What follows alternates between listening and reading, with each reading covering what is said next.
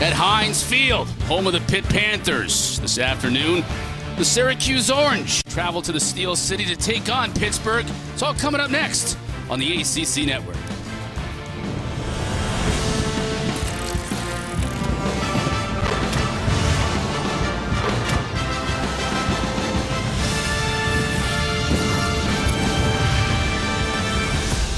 No fans in Heinz Field, but plenty of players. The Pitt Panthers, who won their opener 55-0 on this very field last week against Austin Peay, take on Syracuse, who for the second week in a row will be on the road taking on a ranked opponent. Hi, everybody. Alongside Mark, the Library of Herzlick. As you can see the books behind him, I'm Chris Cotter in Atlanta. Mark is in Connecticut. Kelsey Riggs is on the field at Heinz Field. She's going to join us in a little bit. Mark, this is one of the better defenses in all the ACC with the Pitt Panthers, but they're going to get even better this week because they get the return of Keyshawn Camp and Rashad Weaver, two defensive linemen who have been out ostensibly since 2018. Yeah, this Randy Bates defense that Pitt runs is so effective at getting to the quarterback. They harassed quarterbacks all last year, led the country in sacks per game, and with those two guys you just mentioned suiting up today after sitting out last week and the entire previous season, they are poised to wreak havoc on the opposing quarterbacks. Tommy DeVito better watch out. Yeah, Tommy DeVito was sacked 7 times last weekend at North Carolina. Kelsey Riggs joins us right now on the field, and Kelsey, he's got his work cut out for him this afternoon. Yeah, Chris, he sure does, but despite that last week and also despite not finding the end zone at all, Syracuse's quarterback Tommy DeVito actually very optimistic this week. He says if he just makes a few slight adjustments, gets the ball out of his hands a little bit sooner, makes his decisions earlier, that can change the entire landscape of the game. He says today he's going to trust what he sees, he's going to trust the people around him, and that will help, especially going up against this really talented defense that Pittsburgh has. Now, we also asked head coach Dino Babers what he wants to see from his quarterback. He says he wants him to drive this offense like the guy in Ford versus Ferrari drives the car. He says go for it and drive the thing until the doggone tires fall off. Driving it on the edge. Well, for Pitt, Kenny Pickett, he's a 3-year starter, Mark, and he's starting to climb the charts. Todd McShay has him as his number 9 draft-eligible quarterback. Yeah, I don't blame Todd McShay at all. Kenny Pickett has a lot of the attributes that you want in an NFL-style quarterback. He is good from the pocket, gets to his set in the drop back, and can sling the ball downfield. But what everyone is looking for nowadays in their quarterback, especially their franchise quarterback, is the ability to make plays on the ground with your feet as well. And we're going to see a lot of that from Kenny Pickett, not just on scrambles, but built-in runs for him against the Syracuse defense. There's a look at Kenny Pickett right there. Pitt won the coin toss. They will defer to the second half. So Alex Kessman, one of the top kickers in the conference, will put toe to leather. And we are underway. Nakeem Johnson back deep to receive this kick for Syracuse. Out of the back of the end zone. Touchback, and we'll get our first opportunity to see this great Pitt defense going against Tommy DeVito, as Kelsey said in the open, with a big challenge ahead of him today, Mark. Yeah, it is a big challenge ahead of Tommy, and when you look at guys who everyone was excited to see back week 1 out of Pitt's defense, Keyshawn Camp and Rashad Weaver, they had to miss the game, didn't even dress, so they are both back this week, and we will see how much their leadership but also pass rush ability can affect Tommy DeVito and get him off his spot.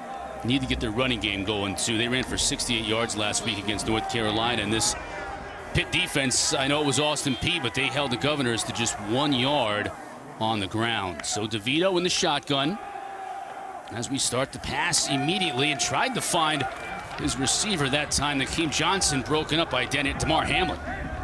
Yeah, Damar Hamlin's a guy who's at that safety position, maybe the more underrated safety, him and Paris Ford back there together. But Damar Hamlin is a guy who has so much leadership on this defense. Big play there on first down.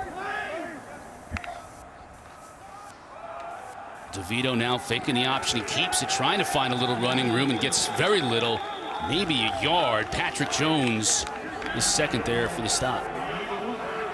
We got third down here for Tommy DeVito. This is one area that they were not good at all, especially in the first half versus UNC last week. They're only 2 of 11 on third downs in that first half.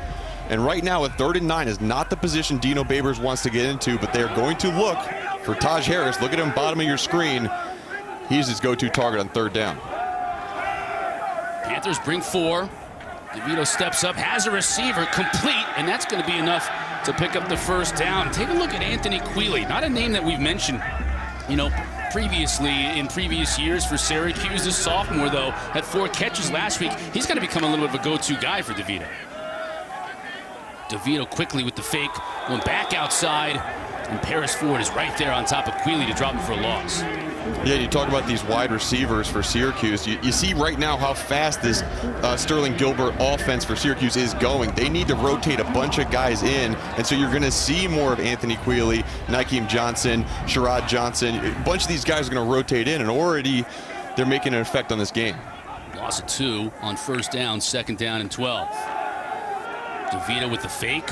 He's going to keep it. Has a little bit of room. Picks up 3, maybe 4 yards before being dropped by Cam Bright. All right, well, another 3rd down for Tommy DeVito. Really good pickup on that first one. If Syracuse wants to continue to go fast, they need to extend drives. Last week, they had so many 3-and-outs while going fast that their defense got so exhausted. So huge play right now for Tommy DeVito just to make sure he keeps his defense off the field for a maximum number of reps. You saw DeVito's numbers from last week. Rex Culpepper got some time at that quarterback spot as well in Chapel Hill. They have drawn Pitt off sides, and they did, so it's a free play. Tried to go up top. Couldn't hit Taj Harris, but we'll wait on the call. It certainly appeared that Pitt jumped. Offside, defense, number 32. 5-yard penalty, 3rd down. Good awareness by Tommy DeVito and the snapper, Carlos Vitorlo, to get the ball out, and then once Taj Harris sees that flag go in the air, he converts his route to a go route. Good coverage on the back end by Jason Pinnock to break up that pass. So 3rd and 8 now becomes a much more manageable 3rd and 3 for DeVito. A press coverage by Look at the Pitt. sideline. Press coverage by Pitt's defense. They're right up in their wide receivers. They're known for this press coverage. Tough on 3rd and 3. Pitt comes with just 4. DeVito scrambling out to the left. Tries to find Quealy and cannot connect, so it'll bring up 4th down. Nice coverage that time by Marquez Williams. Yeah, Marquez Williams is playing in that corner spot that was vacated by DeMar Mathis's injury. He should have been the starter, but Marquez Williams played very well early in last week's game, especially against the run. Good to see him step up on 3rd down in the pass game for this Pitt defense.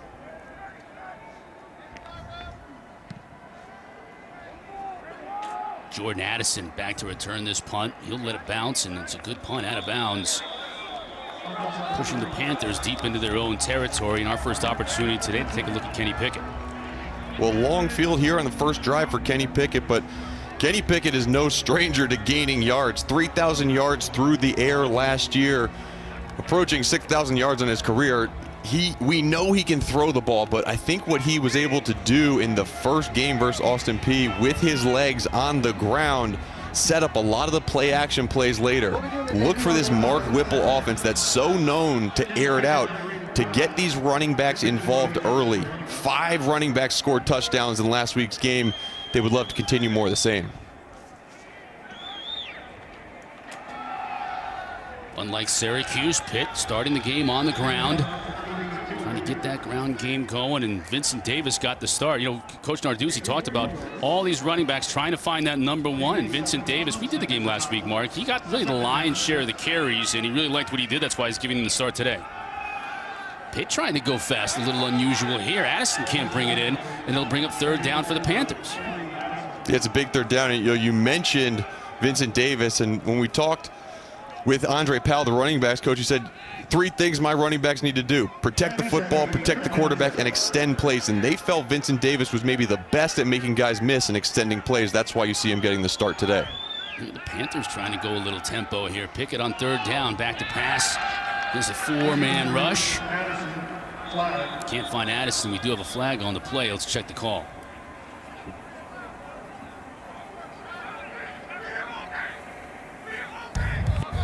Illegal formation offense. 5 players were in the backfield. Penalties declined. 4th down. Word from Jerry Magdalenas, our referee on the day. Penalty declined by Syracuse. It'll bring up 4th down. So that's hey, Mark, that's a really positive for that Syracuse defense. Absolutely.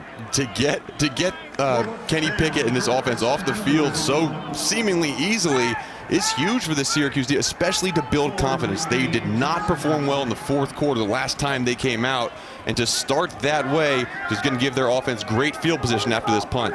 Christodoulou with the punt. Flag on the play as it's picked up by Johnson. Run out of bounds near midfield. Again, let's check the call.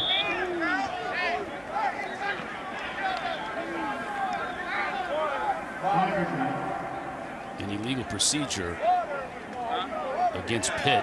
Let's see what Dino Babers chooses to do here, whether he wants to have him re-kick it.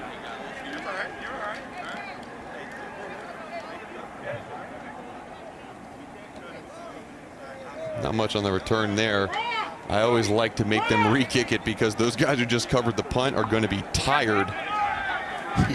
That sounds like somebody who knows a little bit about illegal from formation, experience. offense. 5 players in the backfield. 5-yard penalty, replay 4th down. Yeah, I like that. I like the decision by Babers. Make him kick it again. I've been on that punt team before, and I've sprinted down the field trying to get off a block. And then when a penalty is called and you got to do it all over again, that's when you see a lot of big returns happen because the same guys are out there covering punts, and you could even rotate out a new return man to keeping the same one and the very dangerous return man, Nakeem Johnson. Also got to re-snap, but that all has to go well, too. A high snap down here deep in your own territory could be points for Syracuse. Yeah, it could. And we'll kind of see how they line up, see if they decide to come after this punt. Christodoulou back to kick again with Nakeem Johnson near midfield to return the kick. Johnson from his own 49 couldn't handle it at first, but now he has some room to run inside the 40, 35. So Babers was right to have him re-kick it. Syracuse will take over from the Pitt 35 when we come back.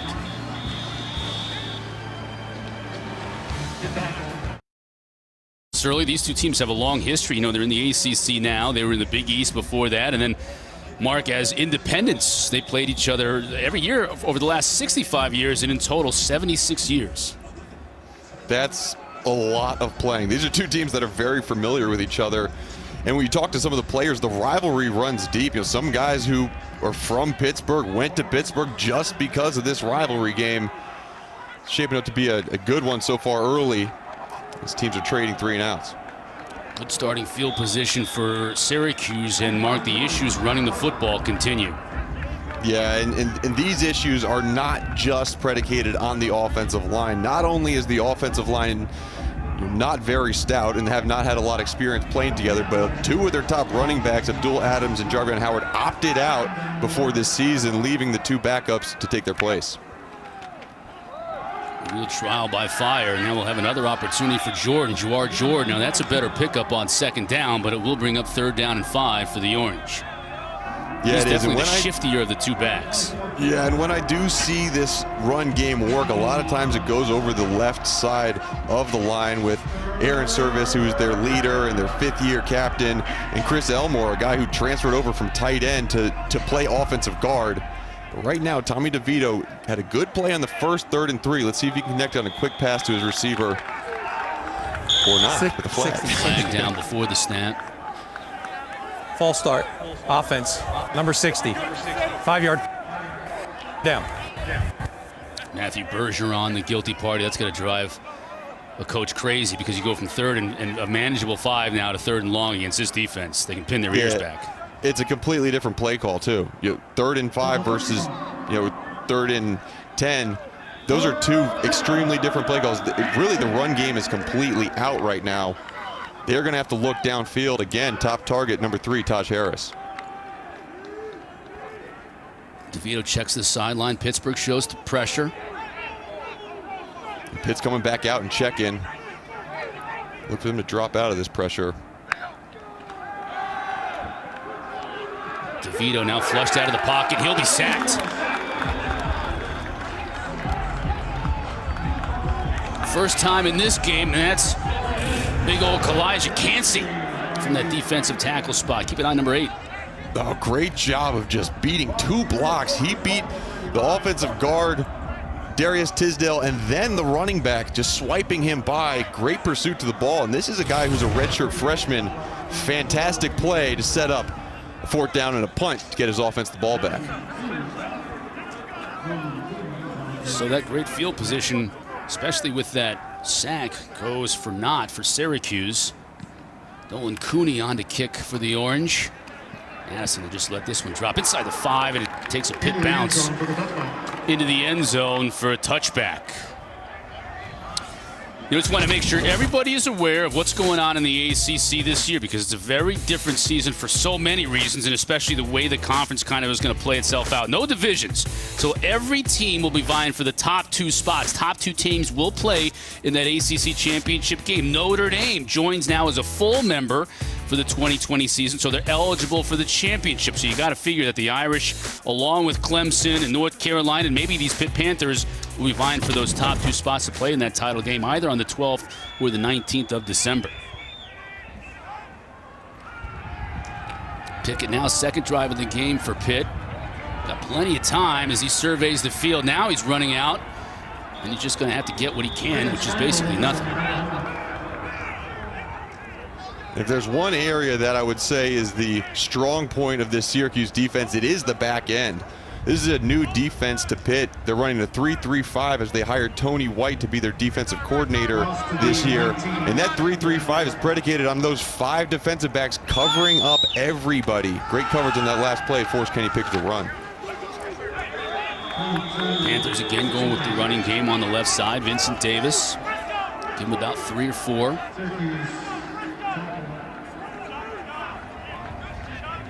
Davis, the sophomore from Fort Lauderdale, impressed last week in Pitt's opener against Austin Peay, so getting the start today. Pickett bobbling the snap a little bit, now quickly firing out to the sideline, trying to find Addison. He makes the catch right at the marker, and I think the officials are going to give him the 1st down. Well, it's the first time we've seen Jordan Addison. He dropped that ball early, but he's a guy who came in as a true freshman early. He graduated high school and came to Pitt during the spring so that he could work on timing with Kenny Pickett. You saw right there, great job reaching down, sure-handed, pick up the 1st down. Davis tried to get outside. Really nice play. Knifing in that time was number 31, Jeff Cantonarcu. Jeff Cantonarcu is one of the guys on this linebacker core that features 0 snaps from the previous years. These guys have no experience other than last week. And when we talked to Dino Babers, he said these are NFL potential linebackers. They just have to grow into their own. Good play early by Jeff Cantonarcu. 2nd down and 13. Quick screen. Falls incomplete. Is it going to be a fumble or a pass? Officials now marking it as if it was a lateral. The initial call is that it is a lateral, and Mikel Jones picked it up. The field is a backwards pass recovered by the defense. 1st down, Syracuse. From my initial view of that, it did look like it was going backwards. And that's a dangerous pass. You always want to get enough depth as a quarterback, so you just make that forward. It's tough to see from that angle, but obviously good play by Syracuse to pick it up just in case. Yard line there. Remember, this has to be backwards. It can't be sideways. Sideways is still forward, but that was backwards. The officials were right on it in any case here, Mark. Now it's for the 2nd time in as many drives. Syracuse gets great field position here deep in Pitt territory. DeVito to throw again. Has a receiver out in the flat. Connects with Courtney Jackson. Hamlin is there for the stop, but a good pickup on 1st down. This is an area that Syracuse needs to improve on. Last week versus UNC, they got the ball in UNC territory 3 times and only scored 6 points. A touchdown would be huge and necessary on this drive. DeVito keeps it and runs into a wall of Panthers. He'll lose a yard.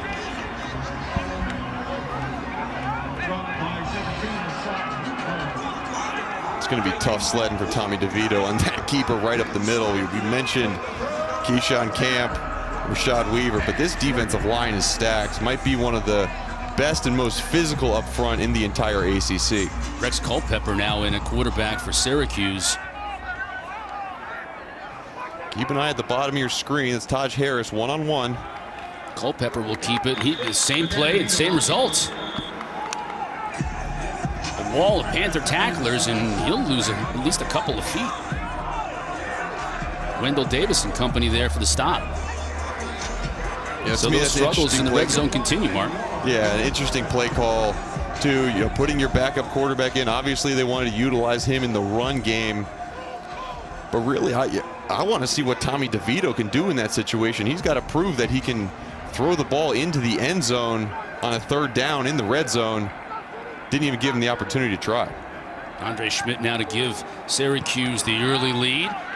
Does just that, splits the uprights. The 2018 Groves Award winner gives the Orange the early advantage.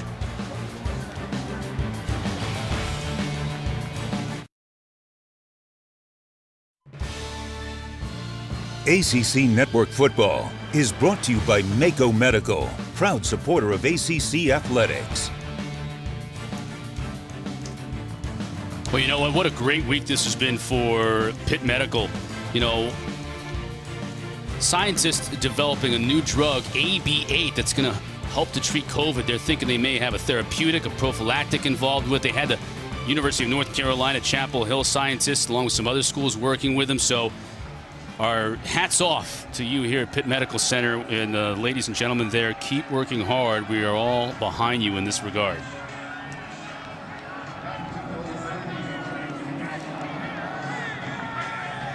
What a privilege for this Pitt football team to have UPMC right around the corner.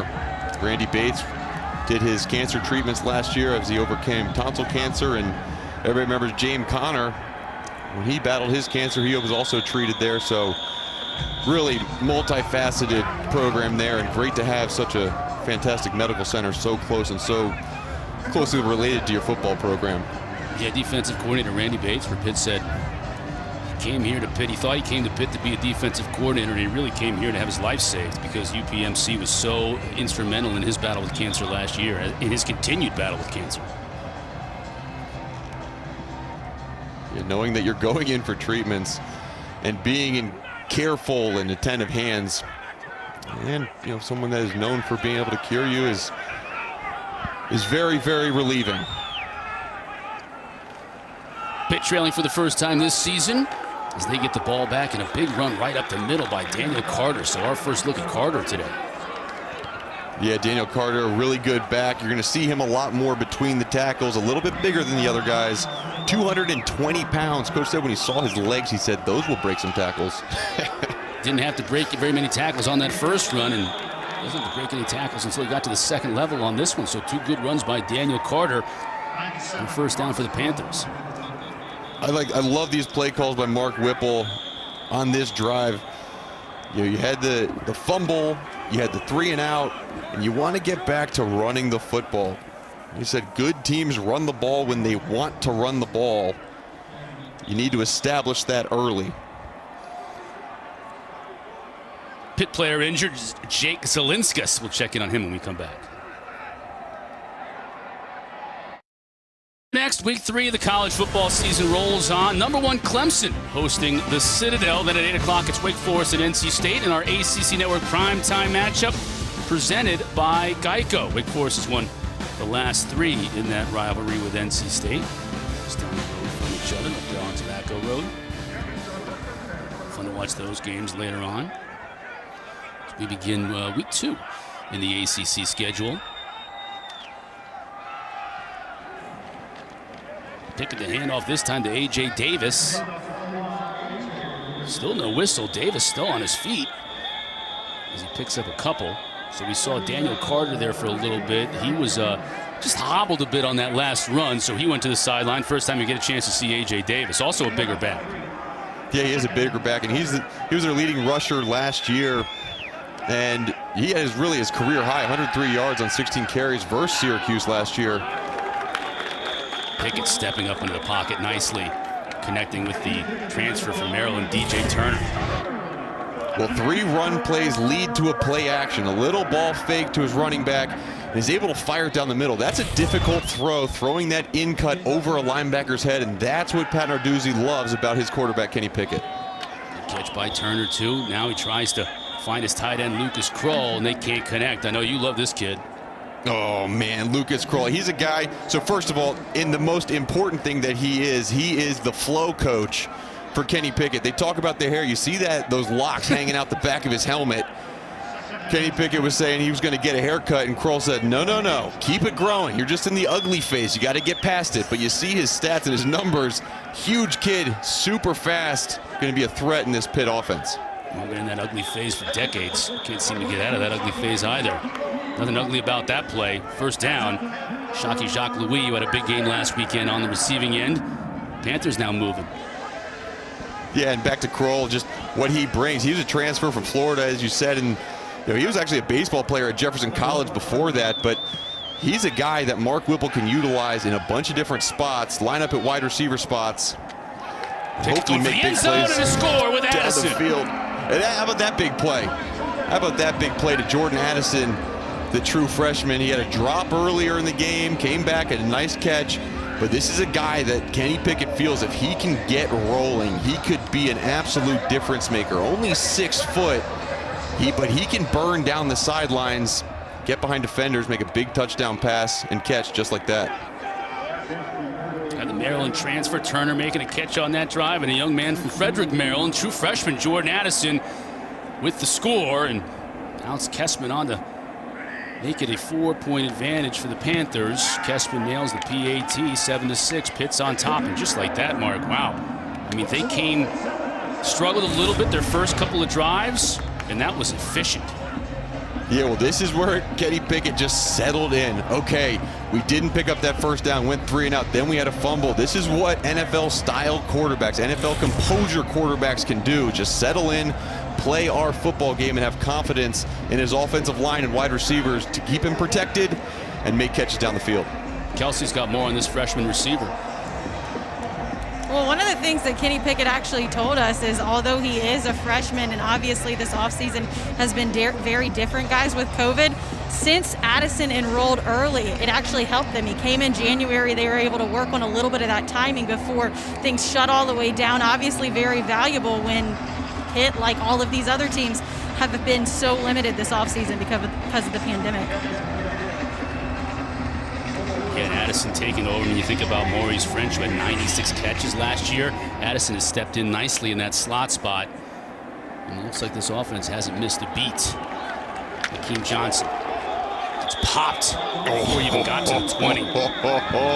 Big hit by Servassier Dennis. Say that name again.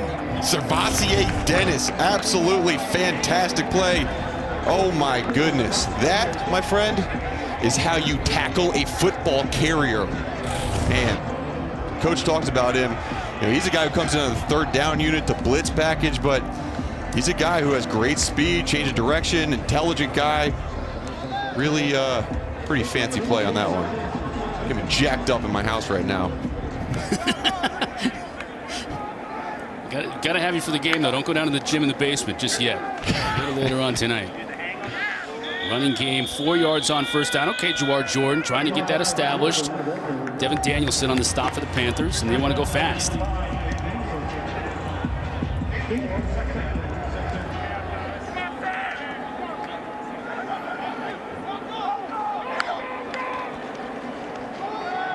DeVito keeps it into the hole, 30. It's close to the 35. Before Hamlin makes the stop. So DeVito showing his athleticism, his legs. 10 yards on the carry. And that ability is what you need to make this offense work. We saw Dungy a few years ago, so effective on the ground. DeVito needs to add that to his game in order to make this offense work, and also the speed of this offense work, keeping the defense on their heels. Hakeem Johnson on the receiving end.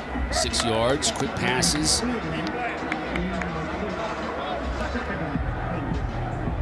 See, the no-huddle offense is what Dino Babers is known for. 80 plays last week, just constantly back to the ball. Another quick screen. There's Harris. Oh, man miss, and then he got rocked, but not before he picked up a first down.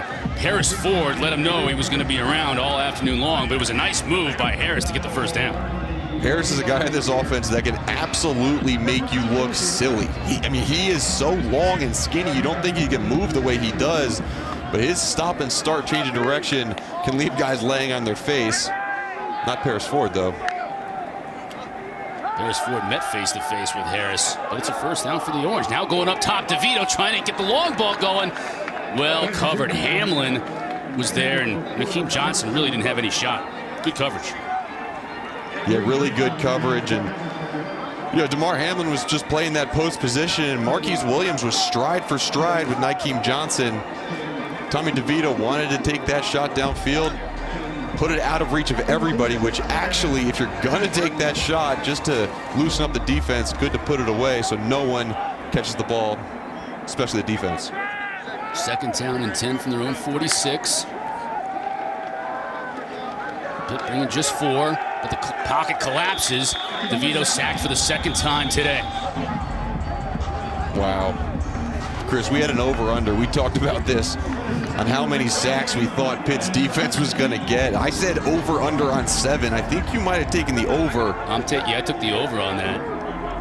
I mean, but just already in this game, the pressure on 2nd and long and 3rd and long by the front 4 of this defensive line is so impactful, and they've been able to get to that quarterback. And think about it, David Greed and Elijah Cansey with sacks. These are 2 guys who are backups on that defensive line. 3rd down and 13. Pocket collapses again, and down goes the quarterback again. This time Pitt brought more pressure, and there was no shot. No, you're going to see this all day. I mean, you're going to see this a lot. When we look at Syracuse offensive line last week, they just did not have that second level communication. They got their hands on the first assignment, but weren't able to bump off to their second assignment.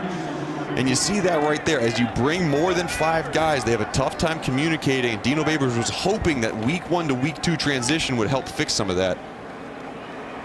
Drive stalls, Nolan Cooney to punt. Addison again letting this one bounce. And a roll out of bounds at about the 24-yard line. Tomorrow we'll have a women's soccer quadruple header.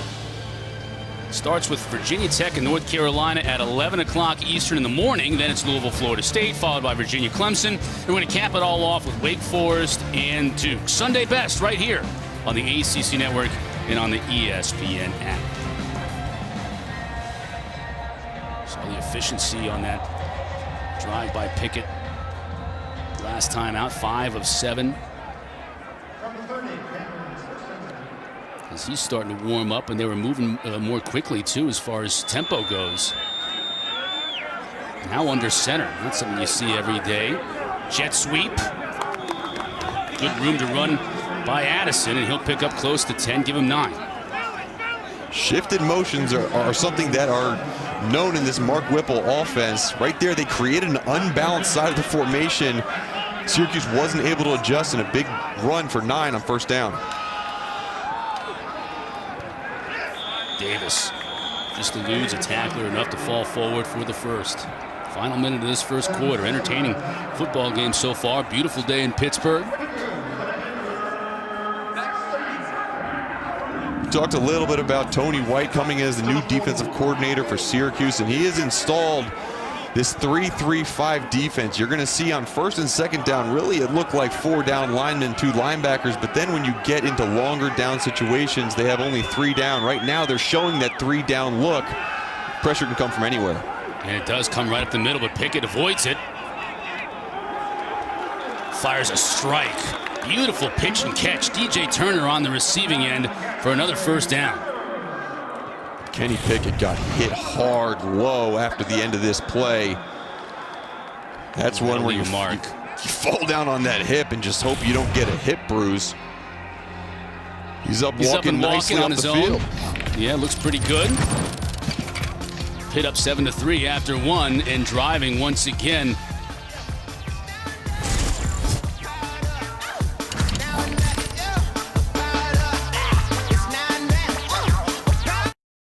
In Pittsburgh, Duquesne Bridge over the Allegheny River there. 7-3, Panthers on top. Scored on their last drive. Driving once again. Pickett starting to heat up. 5 for 8 for the game. He's got 85 yards in the 1 score already in the first quarter. Going to the Wildcat here. A nice pickup out of that cat is Todd Sibley Jr. Another big back for Pitt. Yeah, you see Kenny Pickett say, where you going, Pickett? But really good play. Sibley did a lot of this last year late in the season, that Wildcat. He's dumped it off in the past a couple times just to keep the defense honest, but you got to get ready for those guards, those big boys leading up through as Sibley runs that Wildcat offense. He's back there again, it looks like. Directing traffic. He wasn't going to hand it off. Flag down on the play. It looks like they're going to blow this one dead. The check on it. Sibley picked up about 6 if it would stand, but I think the officials blew this one dead before it even got going. False start. Yeah. Offense. Number 71. 5-yard penalty. First down. Jerry Magdalenas telling us that Bryce Hargrove jumped. You saw Pickett starting to warm up a little bit. That Pitt defense, as we expected, Mark. 6 TFLs and 3 sacks. Yeah, and when you give up those already, they're just drive killers. Even if that TFL or that sack's on first or second down, it makes it so much more difficult to get the ball into first down range. And with this defensive backfield that Pitt has, it makes it even more hard for these wide receivers on Syracuse to get open. 1st and 15 now for Pittsburgh, and let's see if the Syracuse defense now can take advantage of the fact that the Panthers are playing behind the chains.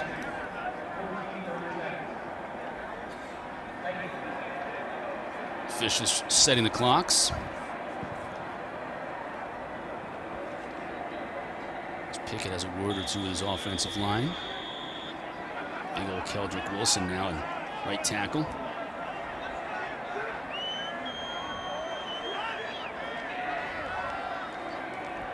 Syracuse comes with pressure, and Pickett makes him pay. Quick toss out to Jared Wayne. Great job reading the defense by Pickett. He saw man-to-man on the outside. And when he sees man-to-man with that pressure up the middle, he knows that the defender is going to have inside leverage. Good job getting it outside to his wide receiver. Pick up a few yards on that first down. Pressure coming off the corner. Now they get to Pickett. That looked like Cody Roscoe coming off the edge. A big wrestling match for the ball, it looks. Yeah, and Cody Roscoe. Let's see if the ball comes out. Yes, it did. He fell right on it. The ball did came out. I think it was Stephon Thompson, the linebacker, wearing number, is that 27 or 97? Not exactly sure, but either way, good dip move around the corner. You're right, that's 27, Thompson. And Thompson's a true freshman. We talked about the inexperience at this linebacker spot, but they thought these guys had a knack for blitzing. You saw Thompson's knack there getting to the quarterback. Trying to get it back on 3rd and 11 on the ground, and A.J. Davis picks up a chunk of it, but it won't be enough for a first down. You don't see mess up. Well, now you're starting to it. For a second, the offense was staying on the field, wondering if they were going to try to go for it. This could be a long field goal try, but really they're all-world kicker. Yeah, long for who? For Kessman? Yeah, long for me. Kessman has 8 field goals made from beyond 50 yards. This one's 37. So clearly within his range. But he hooks it. No good. So Syracuse defense does hold. And they stay in the game. 7-3 right now. Pitt on top. Early second.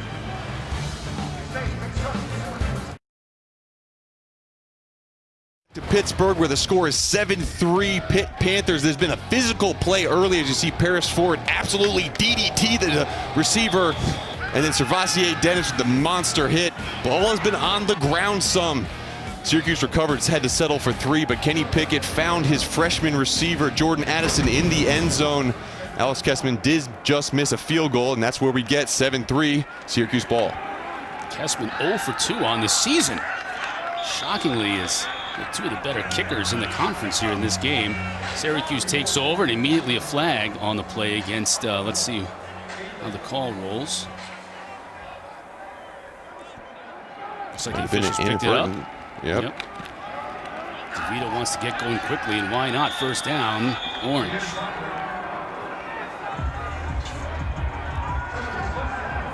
Sean Tucker getting some action at tailback now for Syracuse. You need to find a solution there, so why not empty out the cupboard here and see what you got?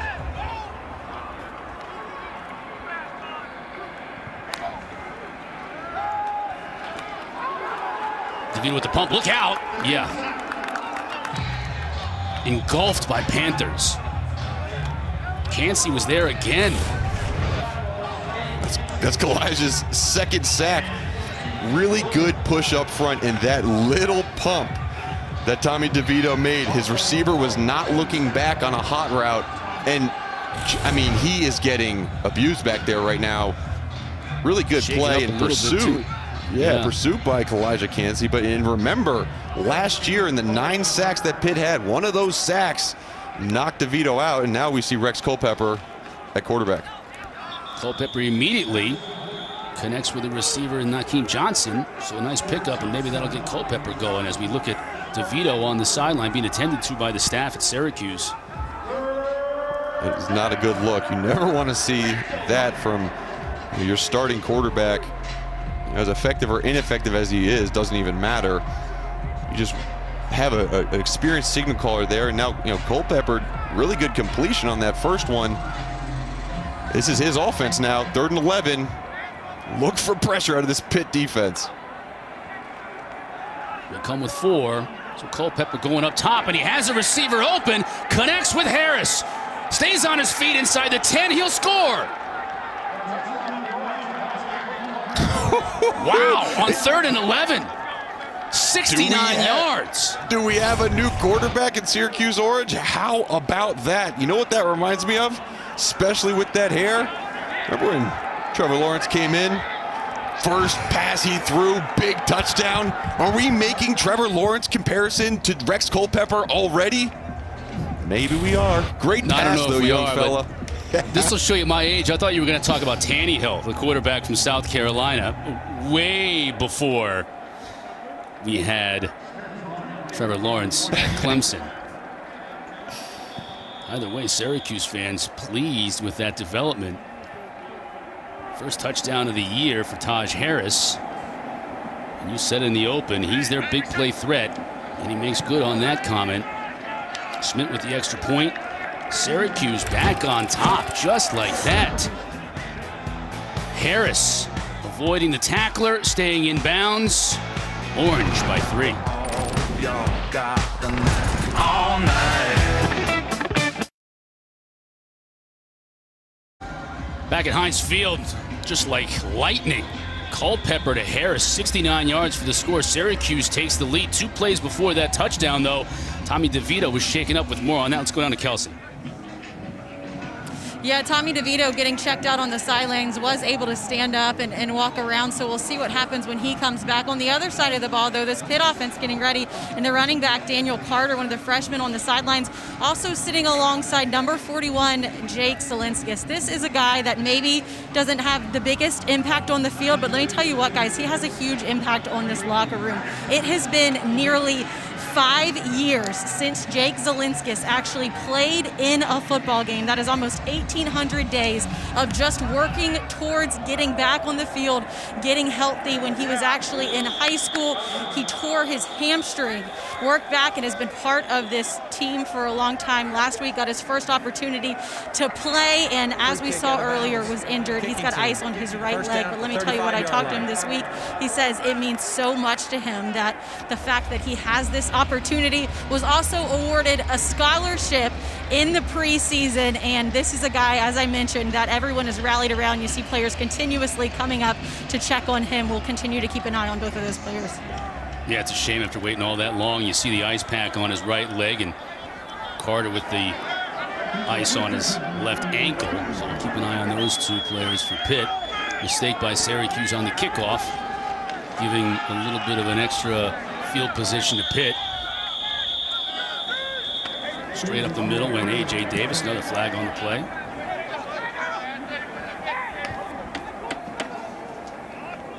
This one before the snap.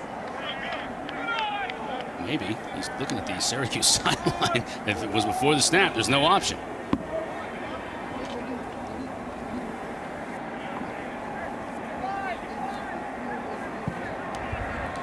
illegal formation offense. Penalties declined. The play is accepted. Second down. Illegal formation, not illegal procedure, so the play did count. And Syracuse opted to take the play, the result of the play, which was not very good for Pitt. Second down. Second down and Pitt was pretty clean last week in terms of penalties so far. A couple penalties on different formations. Takes a lot of focus on this offensive line spot. Syracuse brings a little pressure, and Pickett just picks it right up and finds his man.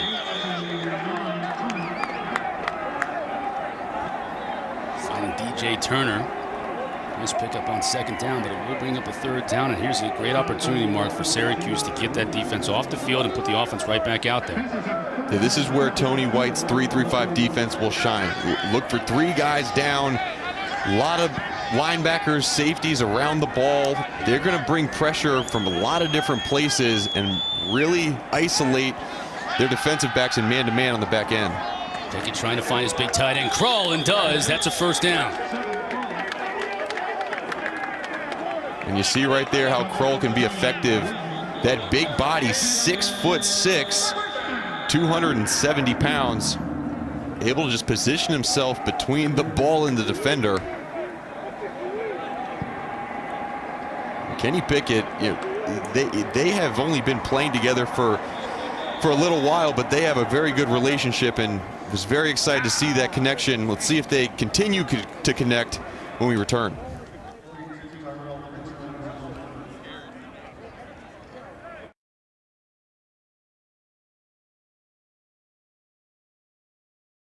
State, our ACC Network primetime matchup presented by Geico, so still plenty of football to get to today here in the Atlantic Coast Conference here on the ACC Network. There's a look at Tommy DeVito, who's shaken up in Syracuse's last drive. Hopefully he'll be all right. Culpepper with the touchdown pass, though, to put the Qs back on top. Now what can Pitt do? They're going to run the football and do it well. That's Davis giving him 9 yards. Good job by this Pitt offensive line, just moving the defensive line of Syracuse sideways. It's key to this outside zone run scheme. You saw A.J. Davis just cut up field, pick up some good yards. And 2nd and 1's a down that you can do pretty much anything. Look for a possible shot in this scenario, because if it does fail, you know that you only have 1 yard to pick up on 3rd down, and the playbook's wide open.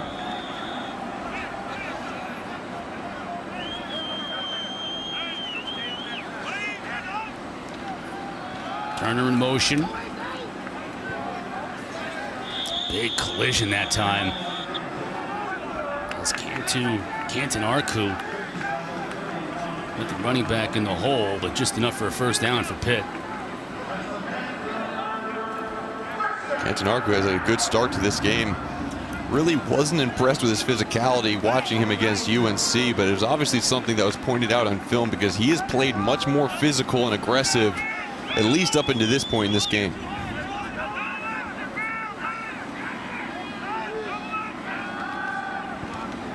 Pickett again back to throw underneath. That pattern, Mark, just really seems to be open for this Pitt offense. Yeah, and a lot of times you're given cushion on the outside with these cornerbacks, because when you send 2 linebackers up the middle, you just don't want to get beat deep. So a quick out route, and that's just a sight adjustment by the wide receiver and the quarterback to get the ball on 2nd and 5. Davis bangs his way for 4. It'll bring up 3rd down and short. As a fan, sometimes this is boring football, right? 3 yards, 4 yards, just short chunks. But this is exactly what Mark Whipple wants to have happen. Slow and steady drive down the field. And then when you get in the red zone, they need to capitalize on touchdowns, which they were not good at last year. Give to Davis again. Through the hole quickly. A 5-yard pickup gives the Panthers another first down. Thompson on the stop.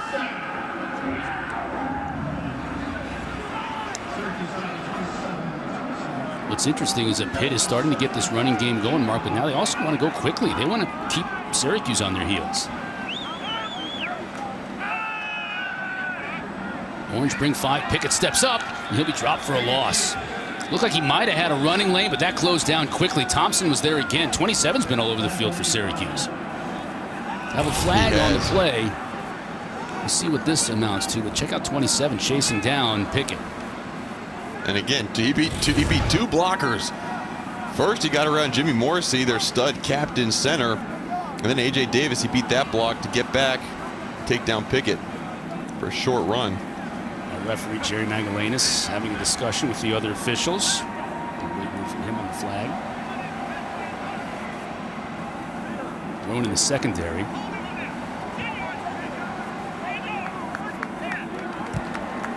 Holding, defense number 6. 10-yard penalty results in a first down. Trill Williams guilty of the call. Dino shakes his head. There's Coach Whipple talking to Pickett. Let's see the replay. Yeah, and you can't throw a guy on the ground. I mean, you're a physical defensive back. Trill Williams has got a lot of intangibles, but it is an easy throw of the flag for the referee when you see the wide receiver on the ground. With that call, Pitt back in the red zone, 1st and 10. And Vincent Davis in motion in the backfield. He'll stay in to protect Pickett. Now Flush keeps his head up and throws it downfield, but A.J. Davis out of the backfield, just far too high over his head, and Pickett was just throwing that one away. Good coverage on the back end by Syracuse defensively. They played right up press coverage on these wide receivers and were able to stay with them. And with a guy like Andre Sisco back there just in that rover position in the defense, it's so hard to throw the ball across the middle of the field. That's why you're seeing Kenny Pickett work outside so much. Good job right there by Garrett Williams, creating an incomplete pass. And Garrett Williams, the redshirt freshman, talked to Tony White about him. He said second, third day in camp, he knew he was good enough to be a starter, and he is. Quick pass, and looked like Davis wasn't quite ready for it. If he had hauled it in, he might have been able to find the end zone. Oh, you see the frustration out of Kenny Pickett. Another dropped pass. It seems like every single time over the past couple of years we've talked about Pittsburgh, we have noticed dropped passes. They led the country with 44 drop passes last year. And right now, they need to get a completion as they're coming back out on 3rd down and long due to that last drop by the running back. Yeah, if you notice, Pickett went over and slapped 5 with Davis on the sideline before going back into trying to convert on this 3rd down play. Whistles before the play, and we may have a timeout here. Let's wait to hear from Magalanis. Before the snap, timeout was called Pittsburgh. Their first timeout of the half. Panthers calling their first timeout of the half to discuss things, and why not? 3rd and 10 in the red zone. Good time for it. We'll be back. Syracuse up 3, but Pitt's driving.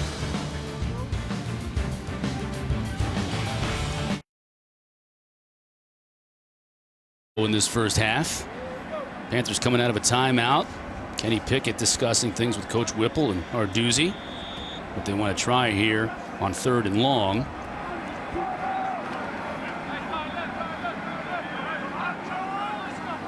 Got to look for big target number 7, their tight end Lucas Kroll. He's lined up in the slot at the top of the field. Nope. Could get another timeout. My apologies. He was actually on the bottom, lined up at that wide receiver number 1 spot. This is where they like to isolate that big tight end and a jump ball in the red zone. Timeout. Syracuse, their first timeout of the half. 32nd timeout. Yeah, Coach Babers and defensive coordinator Tony White saw how Pitt wanted to attack this 3rd down, and they called a timeout themselves. How impressed have you been so far with Syracuse, a defense that's been much maligned coming in? They hung tough last week at North Carolina until the 4th quarter, and they're hanging tough here.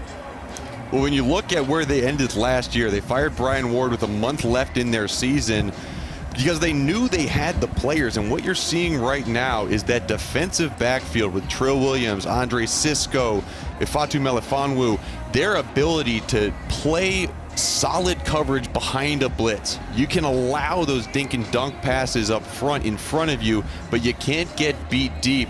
And that is allowing that pressure to have a few more seconds to get to Kenny Pickett up front. I think it's a really good game plan and game calling so far by Tony White, but really good execution on the back end by the defensive backs for Syracuse. There's a good look at Tony White in the middle of that huddle. Came from Arizona State last year as a Rocky Long disciple, bringing that 3-3-5 defense here to Syracuse. There's Andre Sisco, number 7, 13 career interceptions for Sisco. He's just a junior.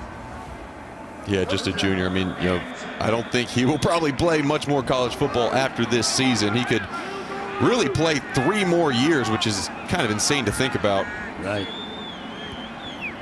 With no players losing eligibility this year if they choose to continue playing. Pickett on 3rd down. Flush to his left. It's going to be hard to find the marker, but he finally gets there. Now that was a nice little play, short of the marker to Addison, and the young freshman shows his strength in being able to bull his way for a 12-yard gain and a 1st down. Yeah, good job. You see the defender playing off, and you get the post route behind you. Just sit down and find the open window. And really, at that point, as a defensive back, it's up to you to attack the wide receiver, know where the yard to gain mark is. But great job by Jordan Addison, a true freshman, picking up the 1st down. Addison now in motion, back out. Pickett will roll and try and find him. He does, but he's tackled immediately. Now that's Sisco all over it. I plan on seeing a lot more number 7 where 3 goes. Jordan Addison has gotten the bulk of the receptions last week and this week. And pretty soon they're just going to say, look, Andre, take him out of the game. Great tackle, short tackle by the 2-time preseason All-American Andre Sisco. 2nd down and goal for Pitt. Davis trying to plow his way into the end zone, gets down to the 1. It'll bring up 3rd down and goal. Sisco in on it again, as you can see. Yeah, he's going to be everywhere for this defense. And 3rd and goal is interesting. When we looked at the offense last year from Pitt, they only ran the ball like 38% of the time when they were in the red zone. This is an obvious run situation. It'll be interesting to see if they keep the ball in Kenny Pickett's hands for a sneak or if they hand it to their running back behind their big lead blocking fullback. Well, it's Vincent Davis now in the game, but Pickett's going to keep it himself. He scored a touchdown on the ground last week. Will he add one this week? He does. Pitt retakes the lead. And Kenny Pickett, this goes again as he shotguns something, probably not what you think it would be, but as he gets out of the shotgun and runs right behind his big center, Jimmy Morrissey.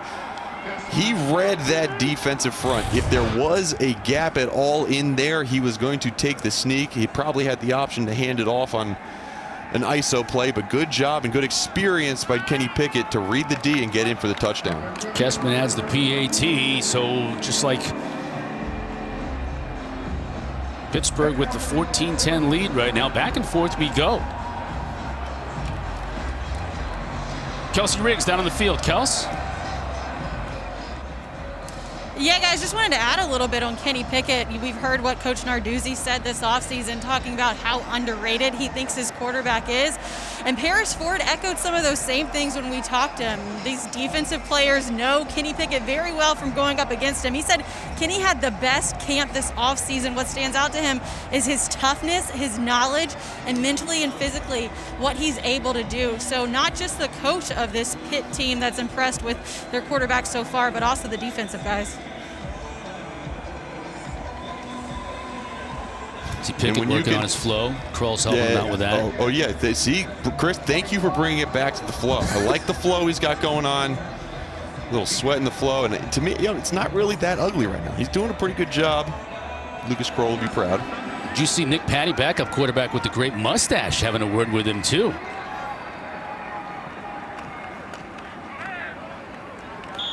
Good return by Jawar Jordan out beyond the 20. That's where Syracuse will take over. Get the latest news and information from the ACC each and every morning with special guests from around the world of sports. Packer and Durham. Speaking of great flow, weekdays at 7 o'clock Eastern on the ACC Network and on the ESPN app. Wes is stepping out of conference today. Wes and Roddy right down the street from me here in Atlanta doing a Georgia State game.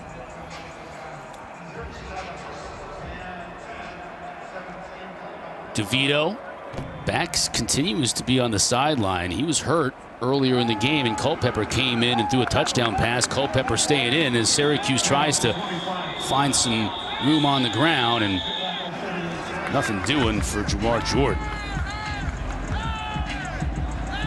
Culpepper's a pretty interesting guy. You know, he comes from a very athletic family. His grandfather played football at Florida and was a captain of the Gators, and his father played as well. Played defensive tackle at Florida. 1991 consensus All-American. He was selected in the 10th round back when there were 10 rounds. Yes, 10 rounds. In the NFL draft by the Vikings. But what I thought was interesting, his mom participated in Survivor. That's true guts. Toughness. Whole family with toughness.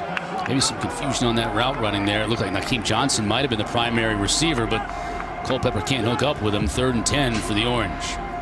It's a dangerous spot right here, Mark. 4:14 left to go in this first half. If they go 3 and out and give the ball right back to Pickett, I don't think it's what they want, clearly.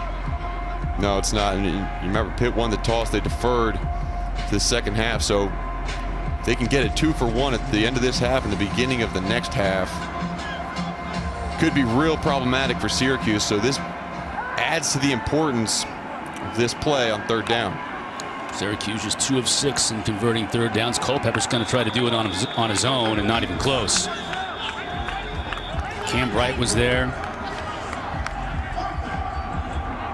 Several other Pitt Panthers were there to make the stop, and Syracuse now will be forced to punt.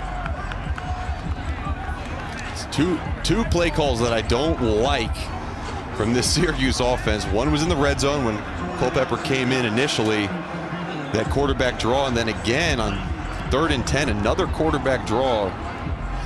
If you want your quarterbacks to drive the car until their wheels fall off, you got to at least give them a chance to do it. Nolan Cooney back to punt for Syracuse.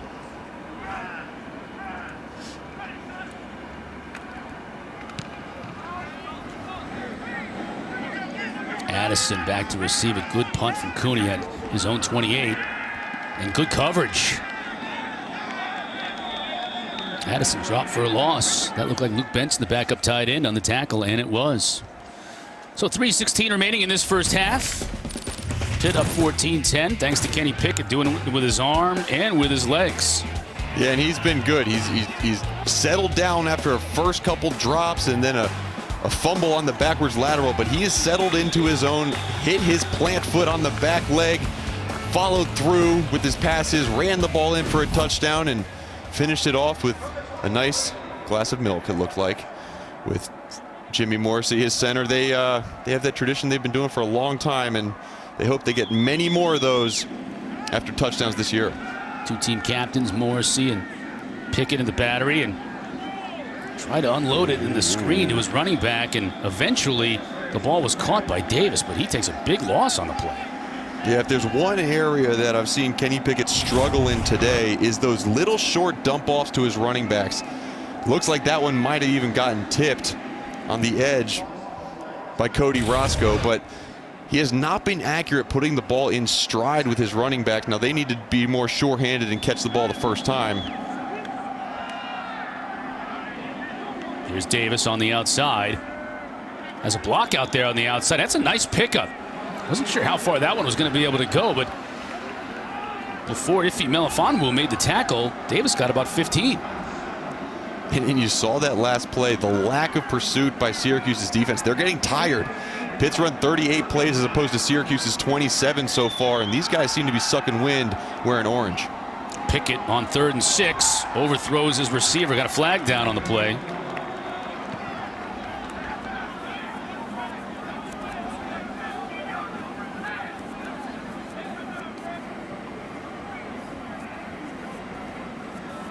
Call might go against Fatu Melifonwu. Pass interference, defense, number 2. Automatic first down. Yeah, Melifonwu was trying to petition the officials that this one was not catchable. Yeah, and I think he's probably right. To me, I think he's right too. I mean, you could have possibly seen a little hand action with that left hand on the back of the wide receiver's jersey, but to me, you can't play that much cleaner. We saw Melifonwu make a really good play just like that against Daz Newsome last week against UNC. He's a very good man-to-man corner. Just got called for one on that. Fresh set of downs now for Pickett and the Panthers. Syracuse brings 5. Again, Pickett tries underneath and can't connect. You have another flag down.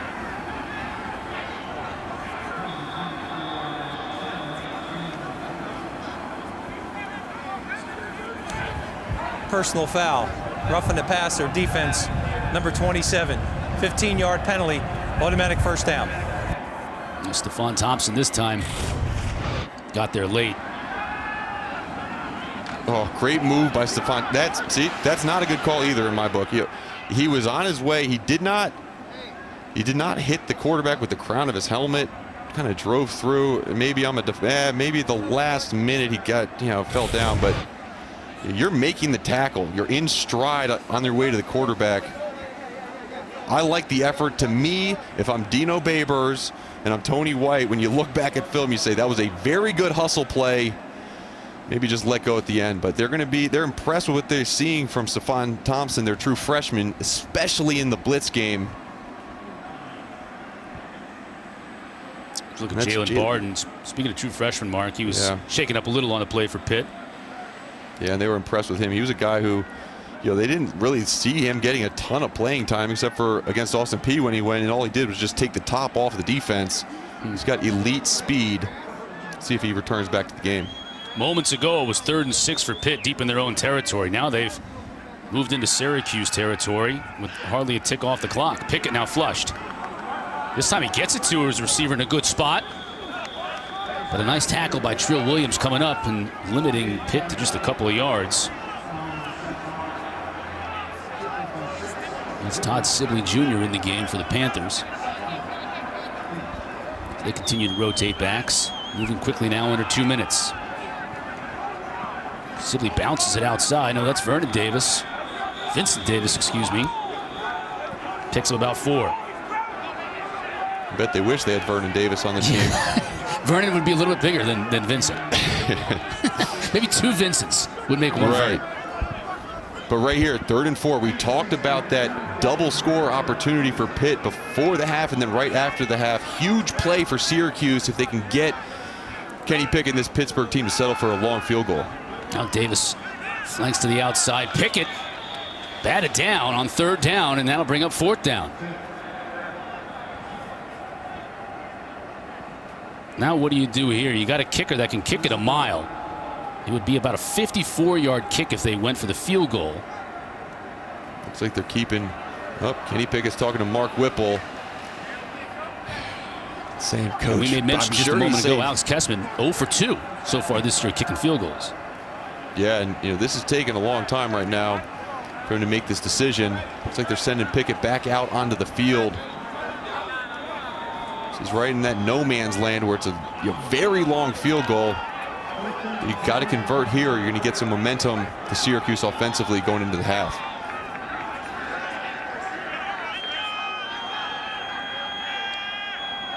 Pickett with Addison in motion.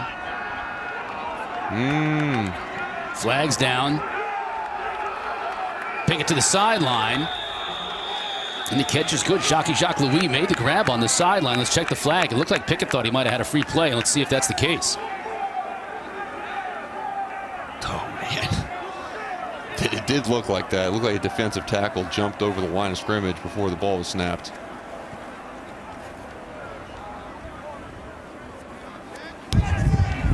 There are two fouls on the play. Offside, number 42 defense is declined. Pass interference, defense number 14 also declined. The result of the play is accepted. First down. There's Terrell Richards. He's been banged up a little bit earlier this year. Good to see him in there. Garrett Williams was guilty of pass interference. Nice concentration by Jacques Louis to make the catch. Yeah, and you don't see much in terms of pass interference from that angle. It must have happened before at the top of the route, but as you said, great concentration, pulling down, went down for a first down. Pickett with the pump fake goes underneath. Addison makes the catch, but they'll lose yardage on that play. Jahad Carter on the stop for Syracuse. Clock's running. Pitt has 2 timeouts left. It's not in a real rush situation right now, but they do want to pick up a couple chunk yards here, especially over the middle of the field to loosen up Syracuse side to side. Syracuse comes with pressure. Pickett initially dropped it, but he was able to fall on it. Richards was there for the sack, and 2 big negative plays by this Syracuse defense now has Pitt in trouble with the clock winding down. Timeout called. Pitt. Well, if you want to do out of the half. anything but this, timeout. right? Anything but take a sack, possibly get out of field goal range, put yourself in a third and very long situation. And right now, depending upon how comfortable they're feeling with Alex Kessman, you'll see the play calling differentiate, whether they try to just pick up a few yards or whether they want to create a 4th and manageable for Kenny Pickett in this offense. 3rd and 18 now for Coach Whipple. What are you drawing up here? To your point, Mark, you wouldn't need to get all 18 of them back to get a good field goal opportunity. Yeah, and I don't think they're going to even try to get the full 18 regardless. 18 yards is almost ridiculous to pick up in 1 down of football. But even if you're going to go for it on 4th and down, you want it to at least be a 4th and 4, so that way you can have that option for Kenny Pickett to pull the ball down and run if nothing's open. There you see Alex Kessman. The longest field goal ever kicked in this stadium, Heinz Field, was off of his toe. Not off the toe of one of the Pittsburgh Steelers kickers, 55 yards. So 3rd and 18 with 39 seconds remaining. Pickett, pressure coming, gets it to Addison. What can he do on his own? Not much. Nice play by Trill Williams to bring him down. Great play by Trill Williams. Knowing that that ball needs to come out fast with the pressure up front, Trill Williams played flat-footed, let the ball come to him. Big tackle, and it's not easy to tackle number 3 Jordan Addison. But again, 4th and 12, Kenny Pickett still out on the field. Looks like they're going to run this clock down and give their kicker one final shot at the end of the half. Timeout by Pitt with 2 seconds left to go until the break. Kessman will trot out. He has 8 50-yard field goals to his credit of the 20 that have been kicked in Pitt history. Game clock to 3 seconds. He's got a big leg, but he missed a 37-yarder already today, and he missed his only field goal attempt last week. And that's the type of thing that can get into your head as a kicker. And we talked to Narduzzi about, what does he say to kickers after they, miss like that. He said, really, to a guy like Kessman, you don't say much. He knows what he's doing, and he knows when he's doing it wrong. We'll see if he's able to correct it here, but too many in a row. I mean, we've seen it throughout the NFL over the years, throughout college football. That can get in a kicker's head. Kind of like when I'm out in the golf course and I try to chip and I just dunk it right in the sand trap over and over and over and over again. Yeah, water too. Trying to carry water, yeah, the worst. Forget about it.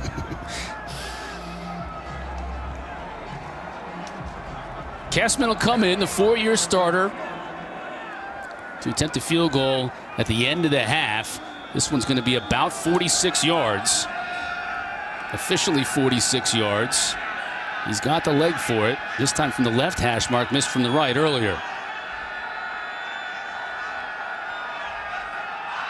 Bobble the hold, and Pitt's going to have to try and make something happen, and they cannot. So a big win for Syracuse to end the first half. And Pitt coming in ranked 25th in the country, coming off a big win in their opener. Not nearly as clean as they were in that opener, with penalties, turnovers, and special teams mistakes. And you look up at the scoreboard, and here's Syracuse, who hung tough with North Carolina on the road last weekend, doing that and more this weekend in Pittsburgh. Coach Baber's happy with that outcome there at the end of the first half. Kelsey Riggs is down to the field. Kels? Coach, you said headed into this week that Syracuse may be more prepared because of their Week 1 ACC opponent when you guys had Austin Peay. What'd you think about the way your team started this game? We started slow, at least offensively. And, not happy with the way we started fast, a week ago compared to today. But, give them credit. They played good. We didn't make plays. It was more about what we did, not what they did. 4 sacks for this defense, but 10 points on the board for Syracuse. What do you need to see from the defense in the second half? Well, the pressure on the quarterback's been good, but we got, we had a busted coverage on that. It's supposed to be rolled up on the boundary. Supposed to have a guy over top of that play, and that wasn't Jason Pinnock's fault. Coach, thanks. Thanks, Jess. All right, thank you, Kels. And Coach, our halftime score 14-10, Pitt on top. After the break, we'll send it to the studio. Jordan Cornette, Mark Richt, Eric McLean, the halftime report. Don't go anywhere. Second half here in Pittsburgh. Pitt up 14-10 over Syracuse. Beautiful day for football there in the Steel City. Kenny Pickett, you know, Mark, he had a pretty good first half. Maybe not the numbers he's put up, but he was efficient when he had to be. Yeah, he was, and aside from a couple drops by his wide receivers, he was on target, and he had a very high 70+% completion percentage, and was able to find the end zone not only on the ground but through the air.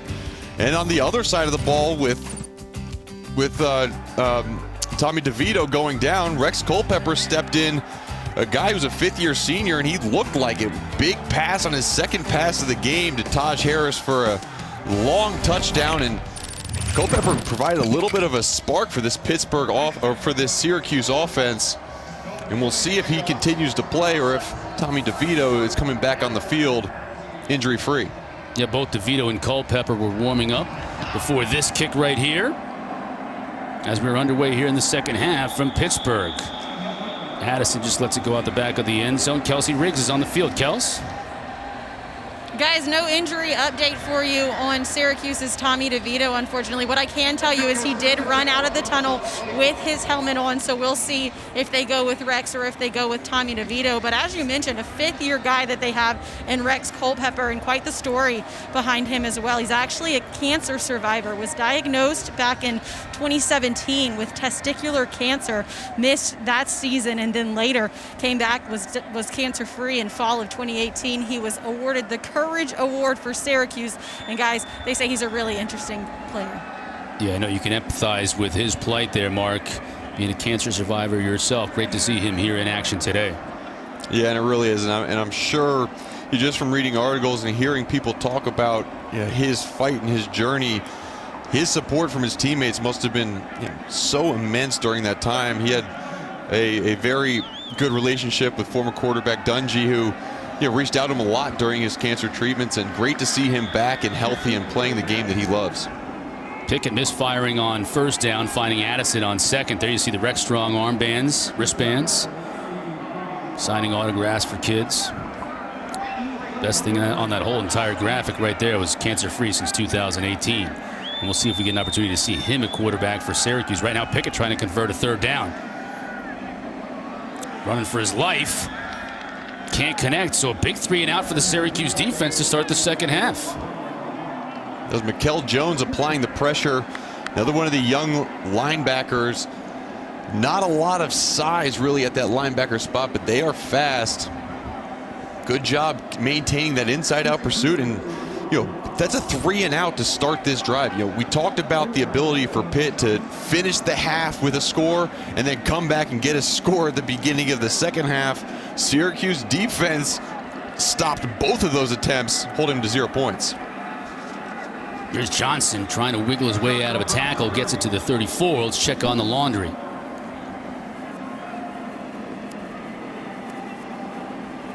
Jerry Magallanes, our referee for the day, masked up.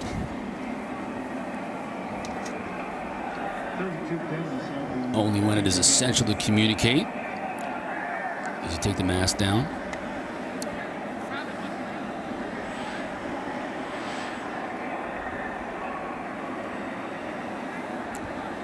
Illegal procedure against Pitt.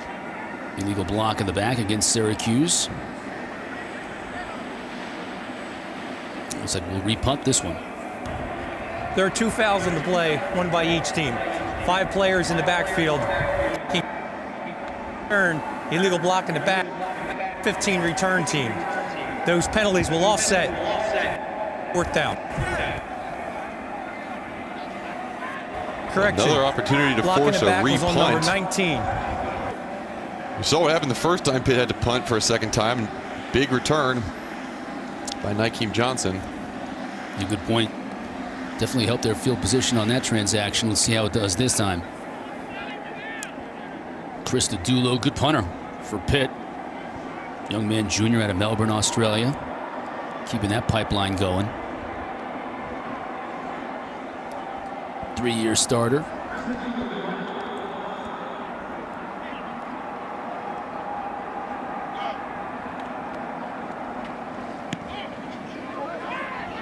Chris DeDulo puts a foot into it. It's a good kick. Out of bounds. Another flag down. Yeah, they're going to be roughing the punter. So his plant Chris foot got DeDulo hit. holding his hip. Oh, boy. That's Drew Tauzama who got in there on him. There's no foul for roughing the kicker. The punter carried the ball outside the tackle box.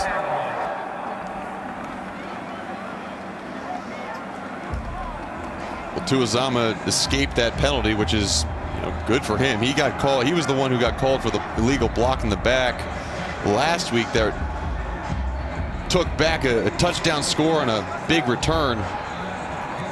Got lucky on that one, but good call by the officials picking up that flag. Chris DeDulo with just a 36-yard punt out of bounds. And back in at that quarterback spot, Tommy DeVito for Syracuse. Shaken up in the first half. Rex Culpepper had to come in through the touchdown pass, but DeVito is back. Quick handoff up the middle. That's Jawar Jordan. Good gain of almost 5 yards on first down. Give him 4.